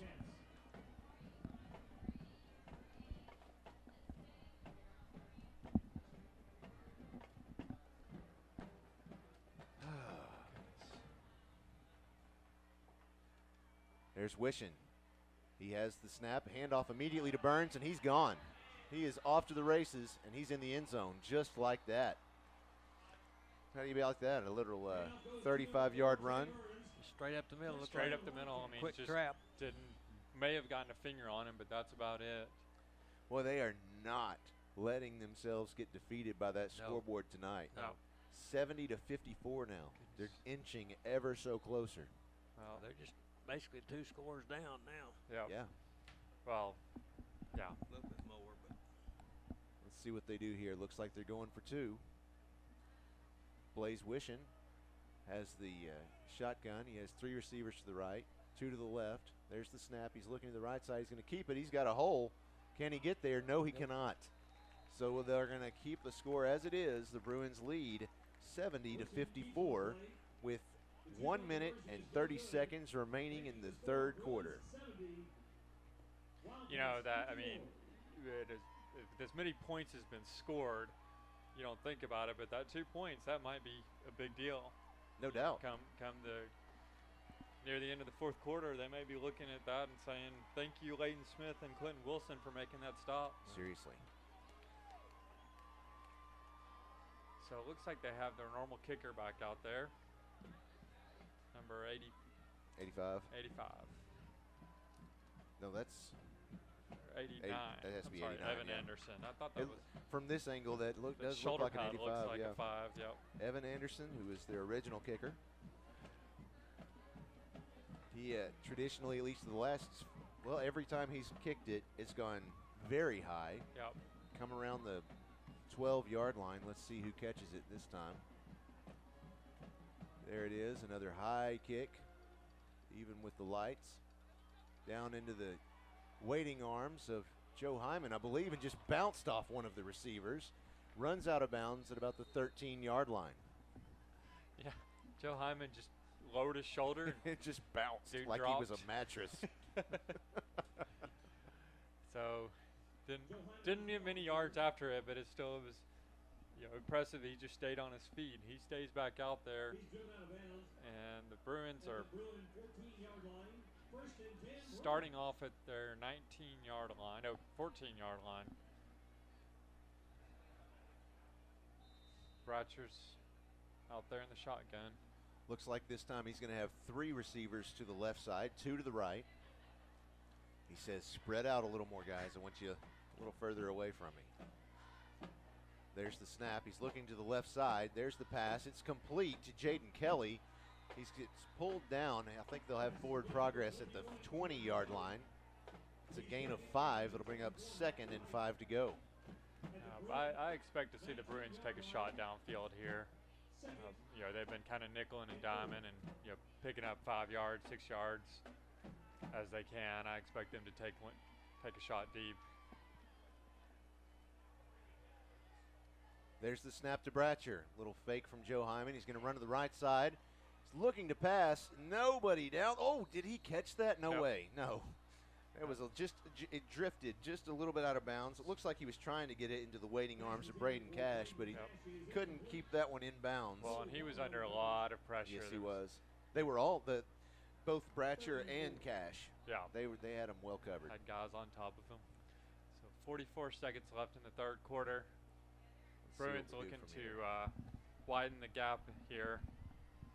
This time you have Joe Hyman to his right. Looking to pass to the right side. There's the pass. It's complete to Joe Hyman, and he runs across the 25, the 30, 35, the 40. He is going to the races. Can he get him? No. 20, the 15, the 10, 5. Touchdown, Bruins! Woo! Wow. 76 points on the board for the Bruins. There were 3 different Wildcat defenders that legitimately probably should have brought him down. Yes. I mean, you look like he was going to be lucky to get the first down. He was high-stepping it right there at the 20-yard line, and it wasn't to show off. It was so that they wouldn't catch him by the heel. Yeah. That was 81 yards, guys. Good. 81 yards. Nice. I said they were going to be, go and have a deep play. I didn't expect it to be on a running back screen or. 76 to 54. The Bruins going to kick the point after. It's Clay James out there. Good hold. The kick is up. Looks like yes, it is good. So now the Bruins lead this one with 28 seconds left in the third quarter, 77 to 54.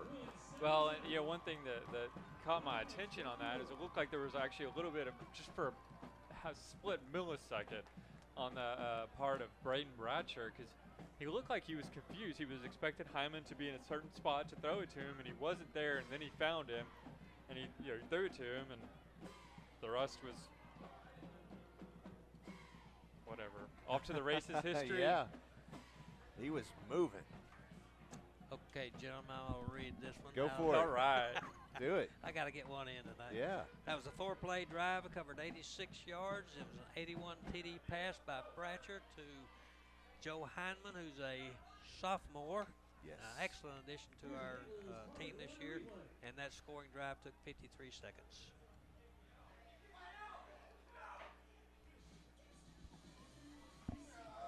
All right, so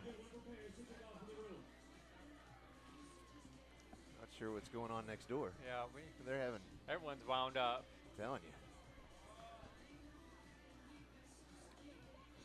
So we got Savannah Goodwin out there along with Clay James.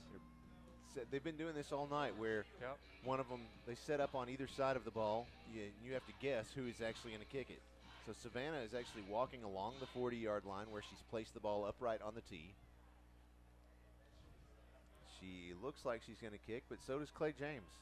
And she does kick it, takes a nice bounce. Oh, and it's received by number 21.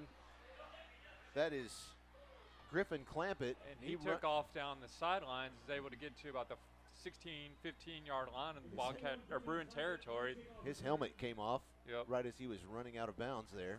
You know, one of the dangers of having two different possible kickers out there is you have one less defender That's right. to try to get in front of the other team if they happen to Of course, catch you it. have to just weigh out the pros and cons. Is it worth the confusion that it's going to set into the defense there or not? And in fairness, I mean, one of those kickers is Clay James, who's one of the top defenders on the Bruin team. True.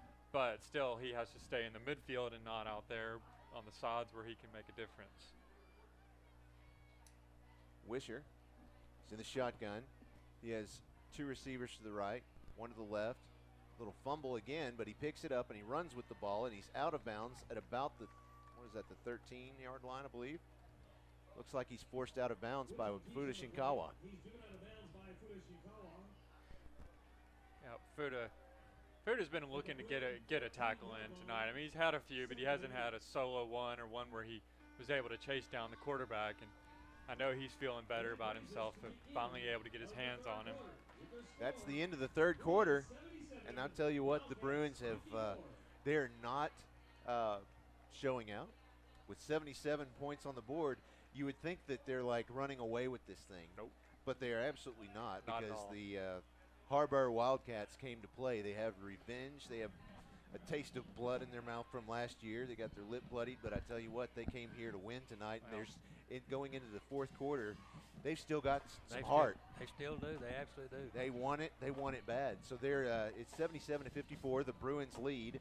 Let's go ahead and take a quick break. Do we have a break lined up? Let's go ahead and take a quick break. We'll be right back. You're watching Bruin football on PA Live. Pulaski Academy's After School Extras fall catalog is out now. Whether your 3-year-old is interested in dance or your 5th grader likes to play Minecraft, there is an After School Extra for you. There are classes in dance, chess, cheerleading, yoga, sports, Chinese, Minecraft, art, and many more. There's even a secret spy academy, but I can't tell you any more about that one here. For details on this one, and for details on all of the classes, check out the After School Extras fall catalog on Veracross today. Here. Wow. Did you see that? That was quick.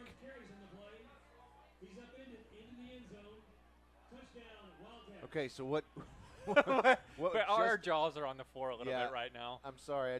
It was so quick that they ran out there, they set up this play. And so what happened is Witcher, you probably have a better idea. Well, Witcher handed off to Jay Burns to the left side. He found some running room over there. Bruins were right at the end zone to stop him. He jumped. Bruin tackler caught him at the knee, and he flipped over and basically landed on his back and rolled up into the end zone. Wow. Yeah. It was quite impressive. I mean, he went, when I say he went airborne, he went airborne. He went really high. There's the snap, looking for the point after. He's got lots of pressure, and he is down. I don't think that second defender, that's Isarius Woods over there. I don't think he touched him. He just kind of tripped himself. But he was in the right spot. Yes, he was. Well, and now that's two-point conversions in a row they missed, so that's 4 points. Yeah. It could be 77-64 right now as opposed to 60. It's a 70. I'm sorry. Yeah, it could be 77-64. Yeah, it says 77-60, which is a 3-possession difference. Yes. So 11:47 remaining in the game. Wow, this has been fun. Quick rundown in the third quarter there for the Bruins. They had a discrepancy there, but we had one reception by Joe Hyman for 81 yards, so that made up quite a bit of it. Or made for quite a bit of it, let's say. Yeah. Skewed the numbers. Yeah, skewed the numbers quite a bit. This is a heck of a game being brought to you by Arkansas Family Dental tonight. There's the kick. Back to receive is number 1. No. Yeah, that is number 1. Mason Cobb, and he runs it out. He actually picks up some pretty good yardage there to the 37-yard line. So Braden Bratcher's going to get to lead the troops off from a nice spot there. He's getting his marching orders. Kind of calling upon the George Carlin comparison of football to to the military. That was number 2. Oh, that was number 2. Please do not run over any small children on your way to the concession stand. I'm sorry, that was number 2. Braden Cash. Braden Cash that returned it there. Apologies. A little help from our friends here. We all need it sometimes. Yeah. There's the snap to Bratcher. Little pass to Mason Cobb. And he runs across the 45-yard line where they'll place the ball right between the 44 and 45. It'll bring up second down and about, we'll call it 2 yards to go. That's the second time they've run that play tonight. Mason Cobb starts out near to the line on the left side, and looks like it's going to go to Caleb Nichols, and he comes out. A little shovel pass goes to him as he cuts up the middle. By that point, at least half the Wildcat defenders are on the right side looking for Caleb Nichols. Here's the snap to Braden Bratcher. He's looking to pass. He has Caleb Nichols right in front of him. He's across the 50, and he'll be brought down right at the 50. That'll be good for a first down, and yes, it will. Right at midfield. That's what you like to see. Clock should be ticking away. Say inside the stadium, that's a Nukes Eatery first down. Always good to recognize those sponsors. Yep. We have Braden Bratcher again in the shotgun. He has 3 receivers to the right side, 1 to the left. He has Caleb Nichols hanging out with him in the backfield. He's going to scramble to the right side. He's looking to pass. There's the pass, but it bounces off the ground before it reaches its intended receiver of Mason Cobb. Yeah, it was a good effort by Mason Cobb to try to come up with that, but once again, Bratcher just found himself under enough pressure that he had to get rid of the ball quicker than he would have preferred. Now we have 2 balls on the field. Oh, they're just getting rid multi-ball. of It's a new form of football. Both sides of the ball get to snap one direction, so they have to. I know what they're going to do in the XFL. Yeah, something like that. Bratcher in the shotgun. This time he has 2 receivers to the right, 1 to the left. He's looking to pass the left side. It's complete to Cash, Braden Cash. Forced out of bounds at the, the 42-yard line inside Wildcat territory. He took a lick from number, I believe that was, did I see that number 18? Yeah, Tommy Hudson for the Wildcats. Flip those. So Bruins looking at 3rd and about 2. This time Bratcher has 3 receivers to the right, 2 to the left. There's the snap. He's going to keep it, run it right up the middle. No, he's going to try the left side. Kind of dip, dive, dodge, duck, and dive up his way to about the 36-yard line. That'll move the chains once again for the Bruins. I do not see anyone named Wrench on this on this roster, though. They just use those during the off season. Oh, okay. Yeah, if you can dodge a wrench, you can get a first down. You can get a first. That's right.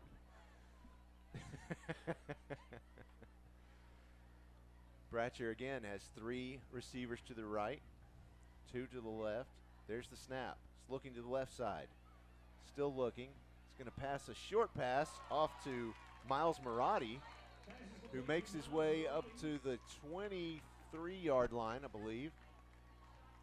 Is that going to be? Yes, it is. Another first down. That's 2 good catches by Marotti there, and that was some good line of sight there by Bratcher to see that he just needed to lob it in there to his intended target. And that's a Nukes Eatery first down for the PA. So now the Bruins are at the Wildcat 36-yard line with 1st and 10. 10 seconds on the play clock. Still looking to the sideline. Here comes Bratcher. He has 3 receivers right, 2 to the left. In the shotgun, there's the snap. Little play action. He's going to pass it straight across. That's Jalen Witcher in the end zone. Touchdown, Bruins. Once again, Bratcher taking advantage of the one-on-one coverage. I mean, he knows that his receivers, they can get in the end zone if they only have 1 man on them. Sometimes more than that, but right. But definitely, I feel like the majority of those touchdown passes have been the result of finding one-on-one coverage and taking advantage of it. Because Witcher's man was actually in front of him between the end zone, and he just made him miss. Got Clay James out there to kick the point after. Hold is good. The kick is up, and the kick is good. So the Bruins leading this one 84-60. That's absurd. Absurd is a good word for it. 9:25 remaining in the game. Point after attempt is made. Wow. I'm loving this. I can't say I'm not. I can probably imagine that the defensive coaches and defense fans aren't happy here, but I'm loving it. Oh yeah. I'm kind of curious to see what they're saying on social media as far as. Yeah, I need to look at that here in a second. Not just PA Live, but just looking up Pulaski Academy. Let's see, that last drive was a 7-play, 63-yard drive that resulted in a 23-yard touchdown pass from Braden Bratcher to Jalen Witcher. It took 2 minutes and 15 seconds off the clock. Again, let us know your thoughts on the game. What do you think where you can expect for the season? Don't call us. Please don't call us. Send us a text message, 501-570-6464. Okay, so this is according to Twitter. Fountain Lake and Lakeside have the 154-point record for most points scored in a game. Right now, we're sitting at 144. Wow, let's break some records. I like it. That kick was nice, but it was fielded immediately by number 5. No, that's not Drew Johnston. That's Cole Bowen. No, that was a good move on his part to jump out and grab that ball where he could. Because if he'd waited on it, it was not going to be an easy one to feel. They had a good bounce, but you want that bounce a little bit later in the roll. Yeah, well, and like I said, he actually stepped up in front of the 50-yard line to go ahead and stop it from making that second bounce. Either getting wise to what the ball is going to do. Well, and you know that they've put some time into practicing those.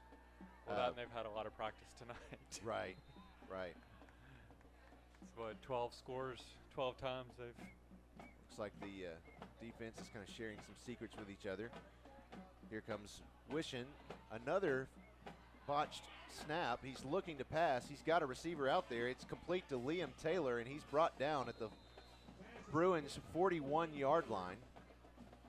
That'll bring up 2nd and 2. Whoever he bounced off of, I didn't see who it was, but they didn't even realize how close they were to the quarterback. They were just trying to get around their man and get to him. And unfortunately, they just didn't have the wherewithal to grab onto him. Here's 2nd down, 2 yards to go. Here's Blaze Wishin in the shotgun once again. Handoff immediately to Jay Burns, who makes his way to the 31. Goodness, and he's 32. Looks like he might be 33. cramping up. He's down again, holding his calf muscle.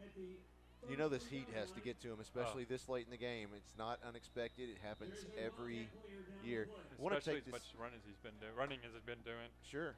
I want to take this opportunity to congratulate the Bruins boys golf team that won the Reliance Bank Classic at Pine Bluff Country Club today over 8 other teams. Jackson May was the boys medalist, and Alex Barnwell finished 4th in the girls division.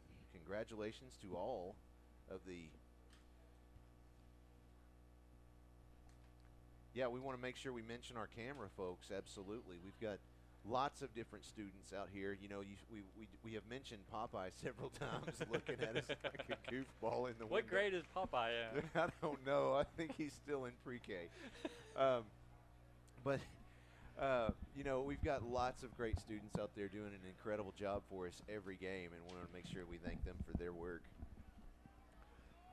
Well, and Jay Burns was once again able to walk off on his own accord, and like I said, we think it might have just been a slight cramp. It was a cramp. Yeah, but he is not on the field, and well, they have to take him off because they stopped the clock for him. They had a stoppage of play. Well, so Bruins are going to be looking to take advantage of it. 22 Peñas are back there in his place. There's the snap to Witch, and he goes immediately to number 22, Max Pena. He makes his way up to the 20-yard line. That's another first down for the Wildcats. Do we have the dimensions on Max Pena? We do not. But I can tell you this. Here's his dimensions. Big. I mean, he looks like a freight train going up the middle. From up here, it's hard to tell how tall he is, but he's just stout. He's got some girth. Yes, there you go. That's a good word. He's kind of muscly. Back out there. Yeah. What are we doing here? Wishing in the shotgun. There's the snap. He's looking to pass to the left side. He's got a man down there. It's complete to Hunter Wood at the 3-yard line. That'll be first and goal for Har-Ber. Clay looking James, to strike again. He looked like he had a beat on the ball, but he just couldn't get there in time. He was able to wrap him up a couple yards shy of the end zone, but Jay Burns is back out there under. On Twitter, one fan says, Pulaski Academy really about to put up 100. It's possible. Yes. They're going to have the Wildcats hot on their heels. Wishing, handoff immediately goes to Jay Burns, and he's being fought out of the end zone. By every single Bruin player except like one. all of them, yeah. I think there was at least 7 or 8 on the No, I mean, pile there's there. only one I didn't see in that pile. Okay. Well, that makes 10 then, doesn't it? I think they'll have forward progress at the 1. Let's see where they place it. I want to see who your dad gave the tackle to. Yeah, I don't think. Yeah, he's like,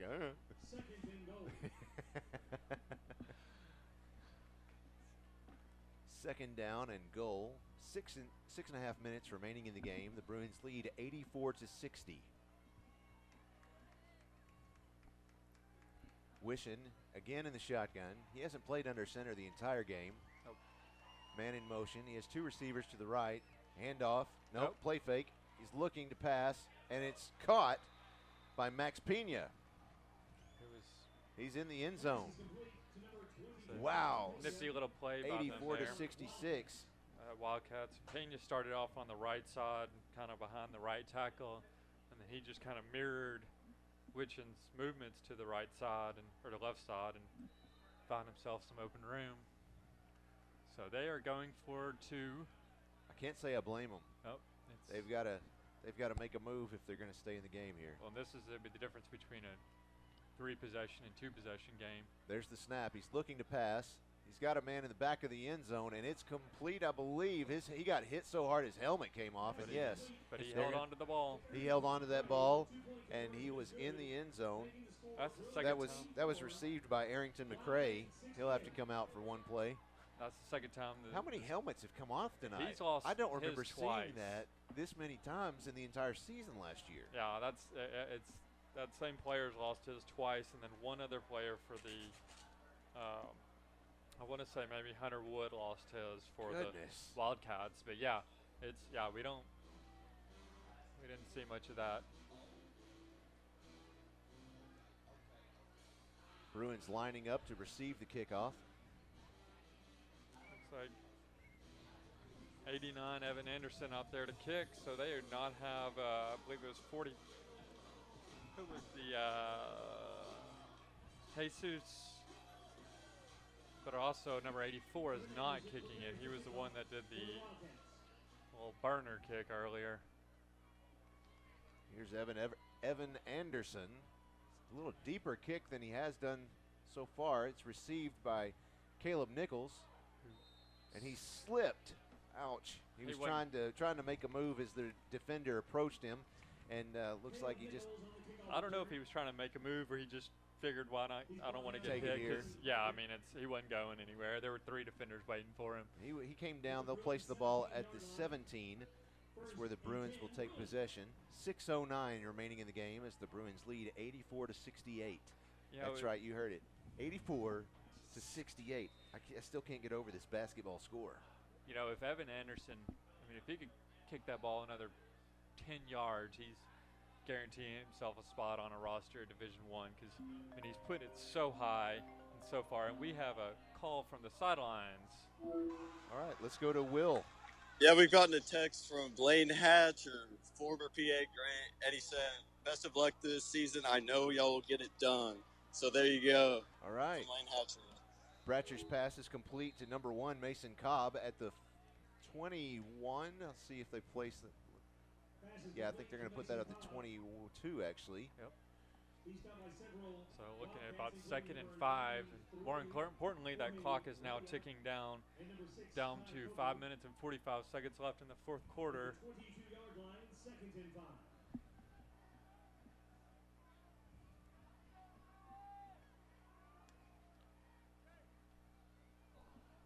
That was intended for Jaden Kelly. That was interesting. I'm sorry, I was just dumbfounded there by what was going on. It was pretty quick. It caught me off guard. Braden Bratcher caught that real quick, got it off and threw it, but it went right in between the arms. Jaden Kelly.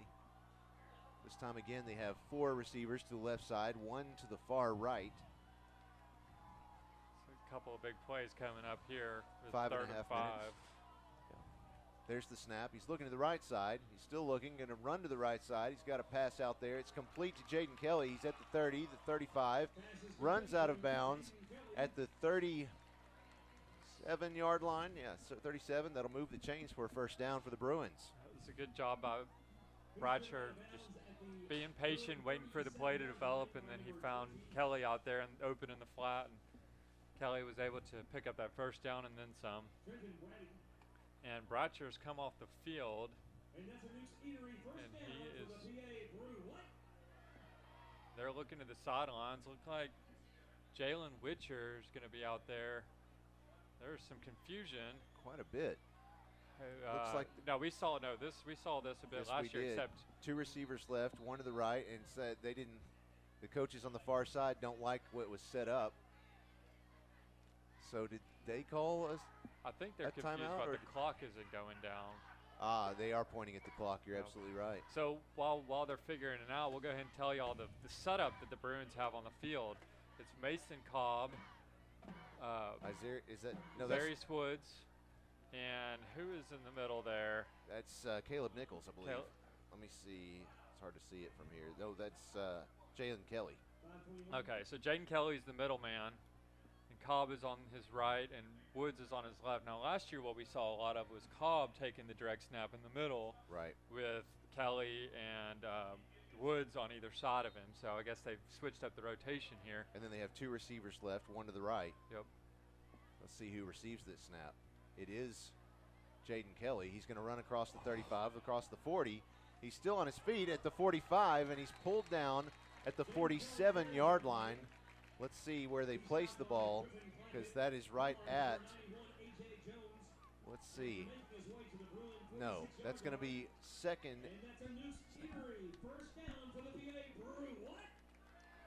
No, I don't think so. They've got first down on the marker, but they've got 1 yard to go. Yeah, it looks like it's 2nd and 1. There appears to be confusion all over the field. That's 2nd and 1 to go. There we go. Now it looks like 2nd. Yeah, he's going to say, hang on, I'm going to look at this. Now the ref's going to come over here and look, and yeah, it's not a first down. It's about 1 yard shy. Yeah, it is 2nd down. The referee stopped the clock just so that he could make sure everybody was clear.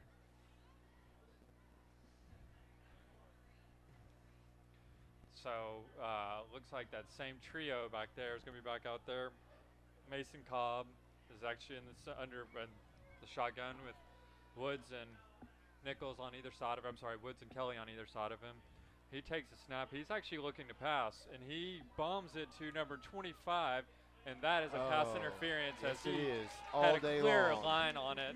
That was intended for Cooper White, but Hunter Wood thought he's out there sulking.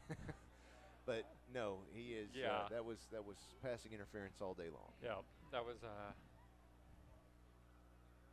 first time we've actually seen it tonight.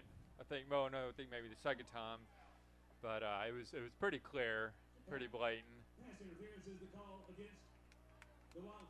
So we're marching forward, courtesy of the penalty flag.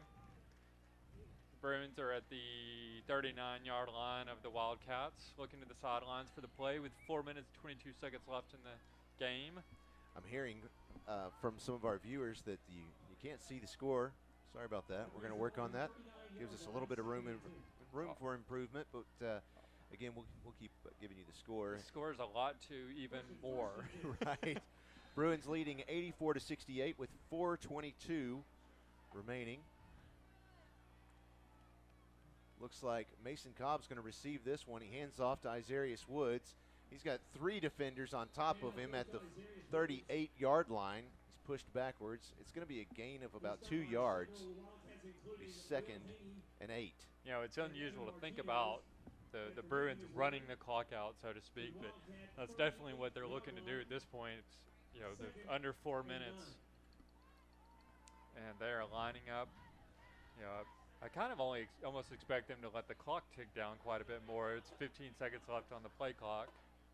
Looks like Mason Cobb's out there to receive the snap once again. He has a man in motion this time. Handoff this time goes to Jaden Kelly. He's met at the line of scrimmage and forced backwards. Looks like by number 96. That was Evan Martinez for the Wildcats.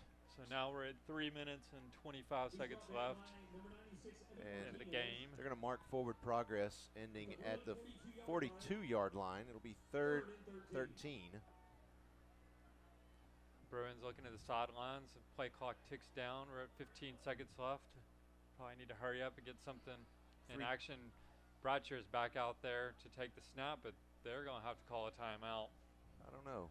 It looks like they will if they don't see the play clock. I don't know if they see it. 3, 2, 1. Here we go. Oh, yeah. Just in time, he called it. Called it just in time. 2:56 remaining in the game. The Bruins lead 84-68. Tell us what you think. That text line is 501-570-6464. We will. The Bruins have an off week next week, and then the week after they'll be in Brentwood, Tennessee, to take on Brentwood High School. It's just south of Nashville. And the week following, we will be in Shreveport, Louisiana, to play Evangel Christian Academy. After that, we come back inside the Natural State to play at J.A. Fair. I think after that, we're back home finally. So we've got 4 weeks before we're back here. I was about to say, are we even back? Are we going to be back here before October? Just one game? That's it.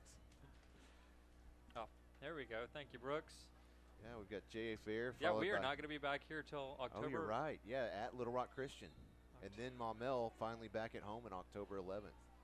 Here's Braden Bratcher. He has one man in motion, twins on either side. There's the snap. He's looking to pass to the left side. It's complete to Cooper White, and he's off to the races at the 10, the 5, touchdown. Cooper White. There's a flag. Back around the 30-yard line. It's actually out of bounds. I'm not sure what the. And we've got a cramp, it looks like, on Nichols. Nichols. Yeah, you always get nervous after that injury he had last year. We had a block in the back on the Bruins, so we are marching backwards, unfortunately. Caleb's hopping off the field. You know that's got to hurt. Get 10-2 on the sidelines. Work that cramp out. Yep. In the meantime, looks like we got Bratcher. He's going to be out there taking the snap. He's going to have a bit of real estate to have to deal with. No, it looks like it's going to be the exact same spot they just ran a play from. 3rd and 13, maybe 3rd and 14. 3rd and 14.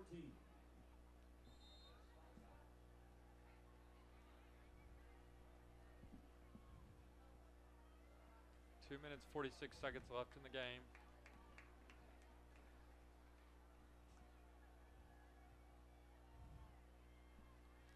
There's the snap. Bratcher looking to pass. Passes. Whoa! It looked like it was complete for a second there. Yep. And then it was intended for Cooper White, but then Liam Taylor got his, I think he rung probably his bell. Yeah, he hit him pretty good right as he was catching the ball. So that's. Yeah, that was some good defense. Yeah, it was. Is that John David's brother? I don't know. I don't That's a good question.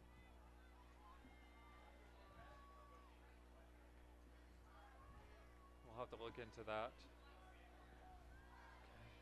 2 minutes, 41 seconds left. Unfortunately, that incompletion means the clock does not move. So now we're looking at 4th down and 14. There's Bratcher in the shotgun. 2 receivers right, 3 left. There's the pass, and it bounces off the ground intended for Jaden Kelly.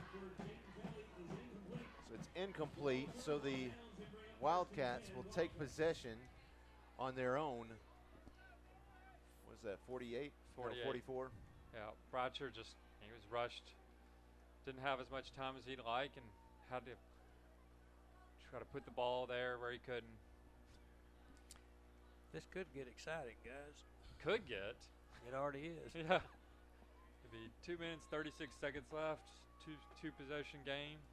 We have one viewer from Columbus, Ohio, enjoying the strategy-based statistical data metrics. Yeah. There's the give to Burns. He runs it up the middle and only picks up about 5 yards. And at that point, you almost got to consider that a victory. Right. It's like number 50 for the Wildcats is having to looking injured, but he is not going to come off. He was holding his leg, but it's an interesting comment from the person watching from Columbus, Ohio. He said that for football, for strategy-based games, he likes to watch the PA Bruins, and for basketball, the West Liberty Hilltoppers. Oh, there's the snap. That is yeah. Here we go. It's negated. And some good defense on the other end by number 41. I believe that was Mr. Harrison Lane, but the Wildcats are going to have to march backwards because there's a pretty blatant hold in the backfield. Yeah, but number 4. Oh, Burns was the hold? Yeah, Jay Burns. Man. He's done that several times tonight. Well, finally caught him. Yep. What do they say in Great Britain? The truth will out. The truth will out. Oi. So a minute 58 seconds left in this game. A mosquito in here. Gonna go ahead and give you one more tick on the chalkboard. You got one kill down. Bruins leading 84-68, just under 2 minutes to go. The Wildcats have the ball at their own 35-yard line. Second and a bus ride to go for them. You have Jay Burns in motion. 2 receivers right, 3 to the left. Snap, he's looking to the left side. There's passes up there. Let's see, it's intended for, oh no, I think that was intended for Hunter Wood, but looked like was that Fuda? Yeah, that was Fuda Shinkawa, Clay James, and Trent Sawyer all on top of the play, and just all of them saw that ball babbling in the air. And kind of looked like the Razorbacks at the World Series where everybody's underneath the ball. No. Don't remind. It's too soon? Yes. Okay, sorry. In the meantime, we do have a flag on the play, so the ball, the Wildcats they're marching backwards again. But still second down. Second down and what, 29? Holding against the Wildcats once again. So now they have the ball at the 25. And their target is the 44. So second and 29 yards to go. 1:49 remaining in the game. There's the snap to Wishing. Excuse me.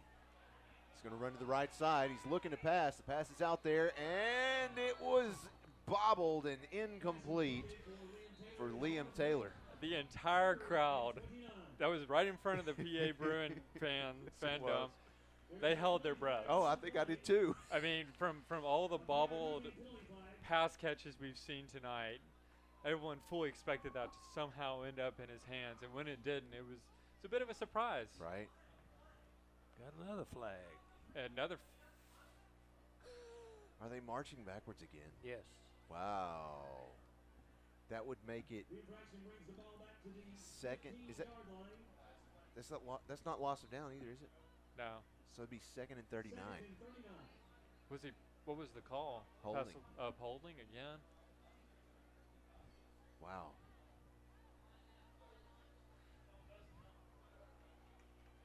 Goodness gracious. There's the snap. Looking to pass to the left side. He's got a man open. No, I wouldn't say open, but he's got a man there. He did receive that catch. That was Jay Burns. He can catch too. He can catch too. He made up about half the needed yardage, so they're going to be looking at about 4th and. Well, no, that flag that didn't go nearly as far as I thought, but yeah, it was roughly about half the yardage. So. Yeah. It's about 3rd and I was going to say 20-something. Yeah, 3rd and 21. Run out of fingers. Right. That's to take off my shoes. I got in trouble last time I did that in the press box. So we have a timeout here. Did not see if it was Wildcat timeout or Bruin timeout, but Wildcat timeout. There you are. That leaves the, let's see, Is that 2 left for them this half? I think so. I think they've called 2. Yeah. So, yeah. Minute 34 seconds left in this game. Bruins still leading 84-68. The Wildcats have a bit of a quandary here, sitting at 3rd and 21 from their own 32-yard line. Goodness. They had a huge stop on 4th down to get in this position originally, but then they've just marched backwards courtesy of 3 straight holding penalties. Folks, if you're on Twitter, give us a follow. We are at PA_live TV. It's PA_live TV.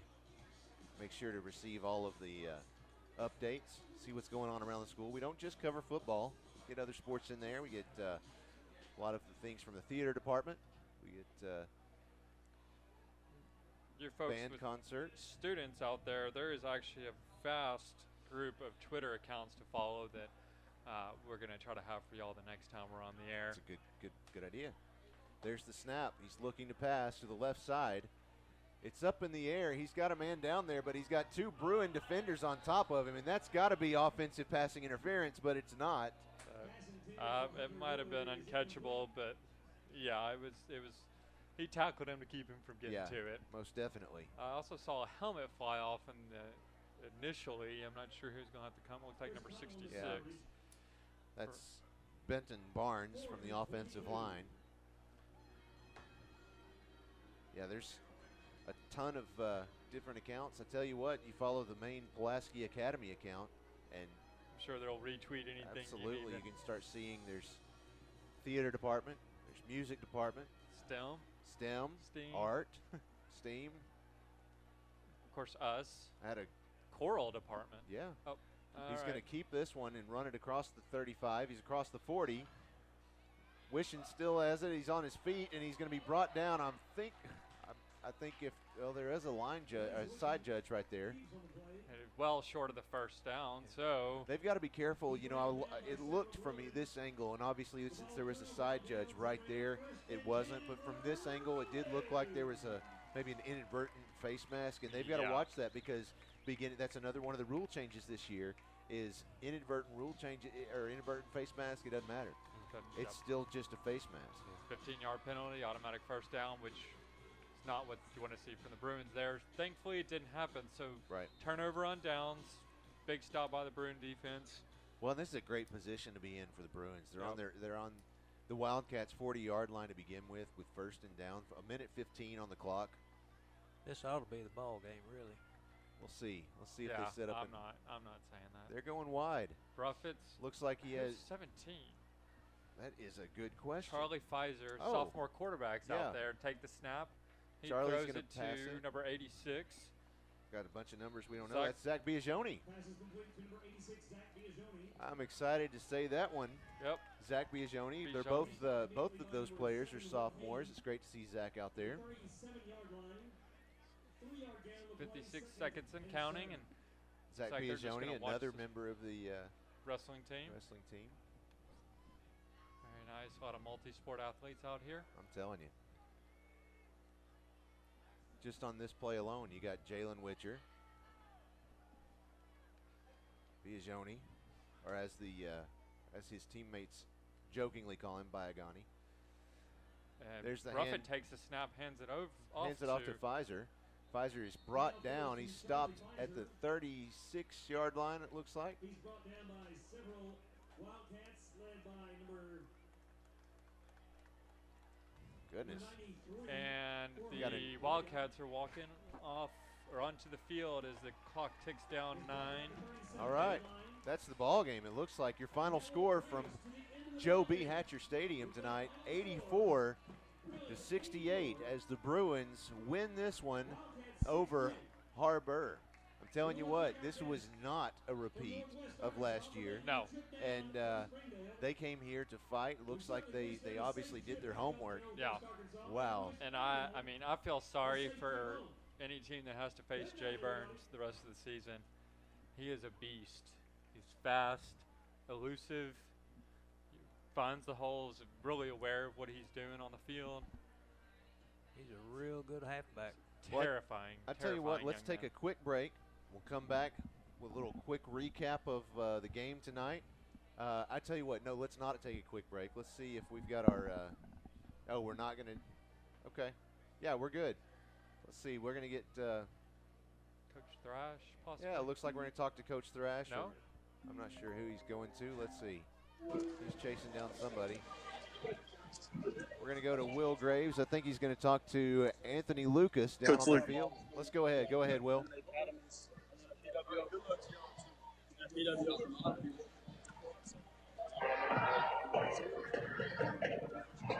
Trying to get Anthony's attention. Coach Lucas, your offense put up 84 points. How does it feel to get that first win of the season? Man, it feels great. I'm so proud of our kids. They came back after, the Bryant game. They really played extremely well. They played hard. We were focused. Thought we caught the ball well. Still some things that we got a whole lot of things we need to work on. But overall, I'm excited. So happy for our football team. Thanks, Coach. All right, thank you. All right, thank you, Will. You know who Coach Lucas was talking to? Who's that? Number 2, Hunter Wood. Yeah. That receiver for the Wildcats, whose name we called a lot. Yeah. Probably just wanted to appreciate the work he did out there tonight, because he knows a good receiver. Yeah, I think. Respect. Yeah. I think I've heard his name once or twice Might as be being a familiar receiver. with the concept. Yeah. Yep.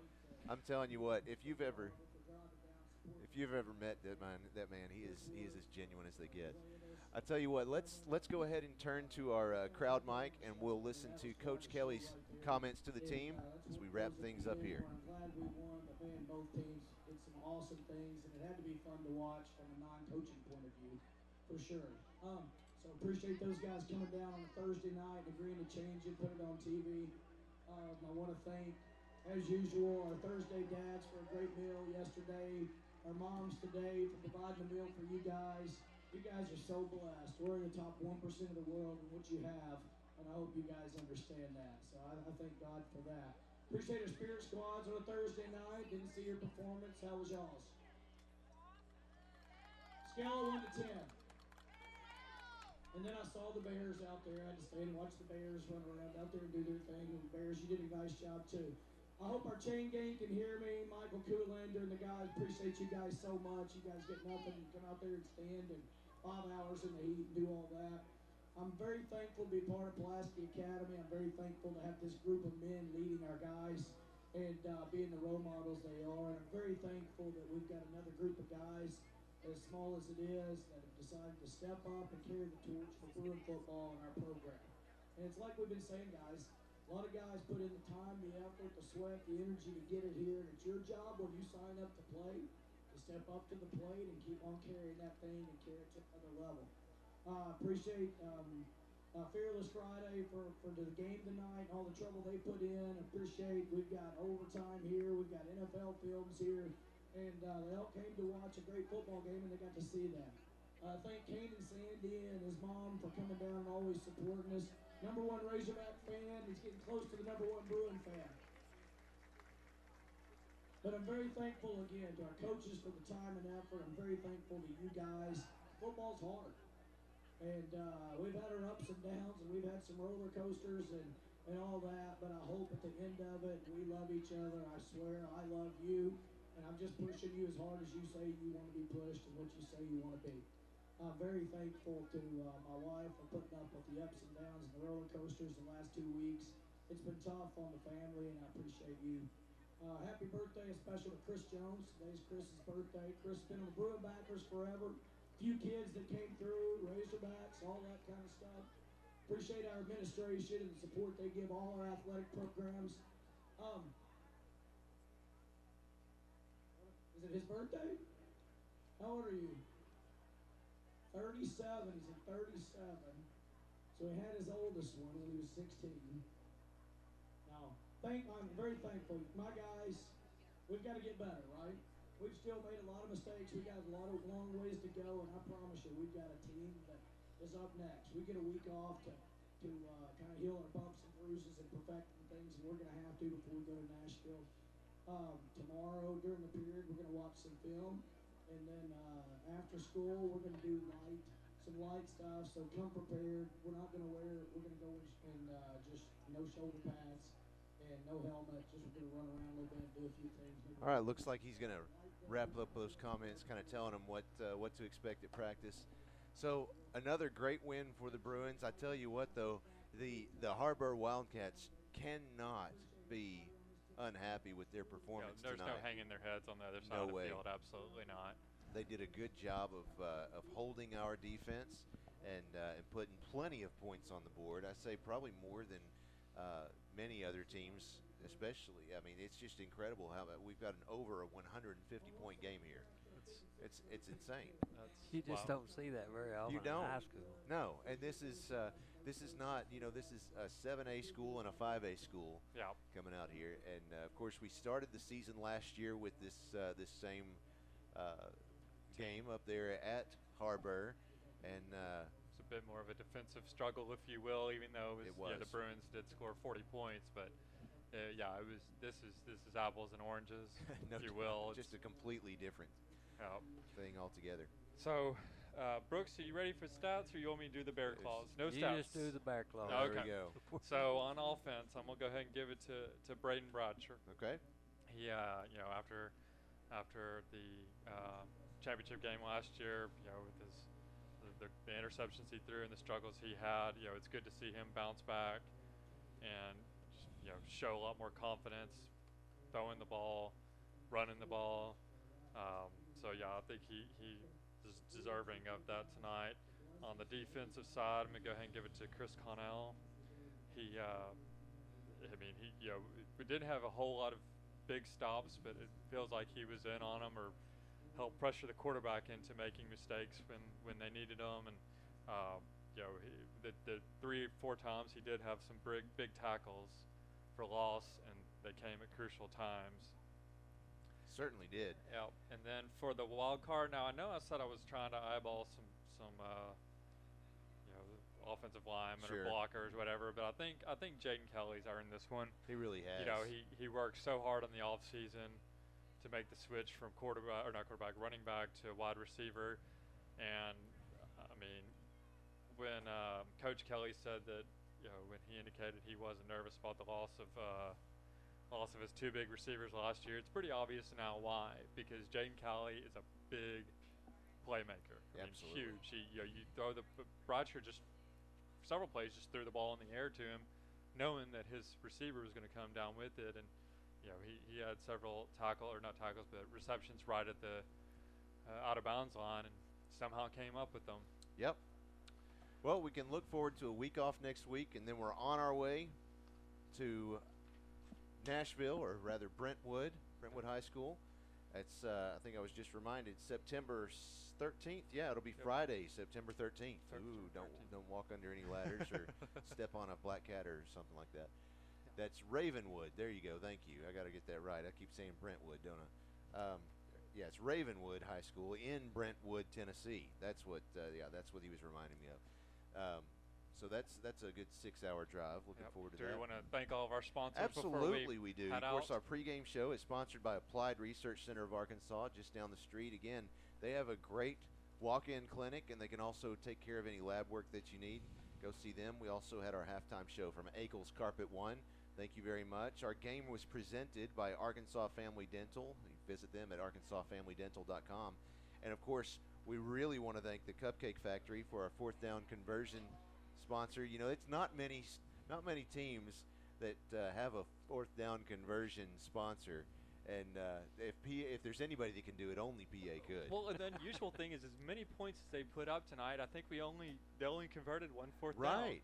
Yeah. That just and that's unusual. I think we average probably around 5 or 7 or so. Yeah. But you're absolutely right. But for one, you're gonna catch me there for lunch tomorrow. I promise you. Y'all wanna meet me up for lunch? That's where I'll be at noon. Drinks on Josh. Yeah, no, I wouldn't go that far. Waters. Yeah, water for everybody. Water. Now, what did you say happens when they convert 4th down? It's the Cupcake Factory 4th down conversion. Okay. Yeah. Everybody goes and gets cupcake. Well, no, it's just I wouldn't go that far. But you know what? You can go and buy a cupcake. Yeah. Absolutely. Oh, okay. Yeah, you can. Buy 2. There you go. I told Will the other day, I was like, everybody's got a crutch word. Mine is absolutely. I got to quit that. So, anyway, go get some of Deke's ribs and catfish tomorrow. Anyway, Well, I think that's it for us, folks. Your final score from Pulaski Academy, PA 84, and the Har-Ber Wildcats 68. I want to thank everybody who's been here helping out tonight. As always, we will see you in 2 weeks. Check the YouTube schedule or just follow us on YouTube. You'll make sure to find out what's going on. Until next time, we will talk to you soon. Thanks for watching. You've been watching PA Bruin football on PA Live. Good night, good luck, and 73.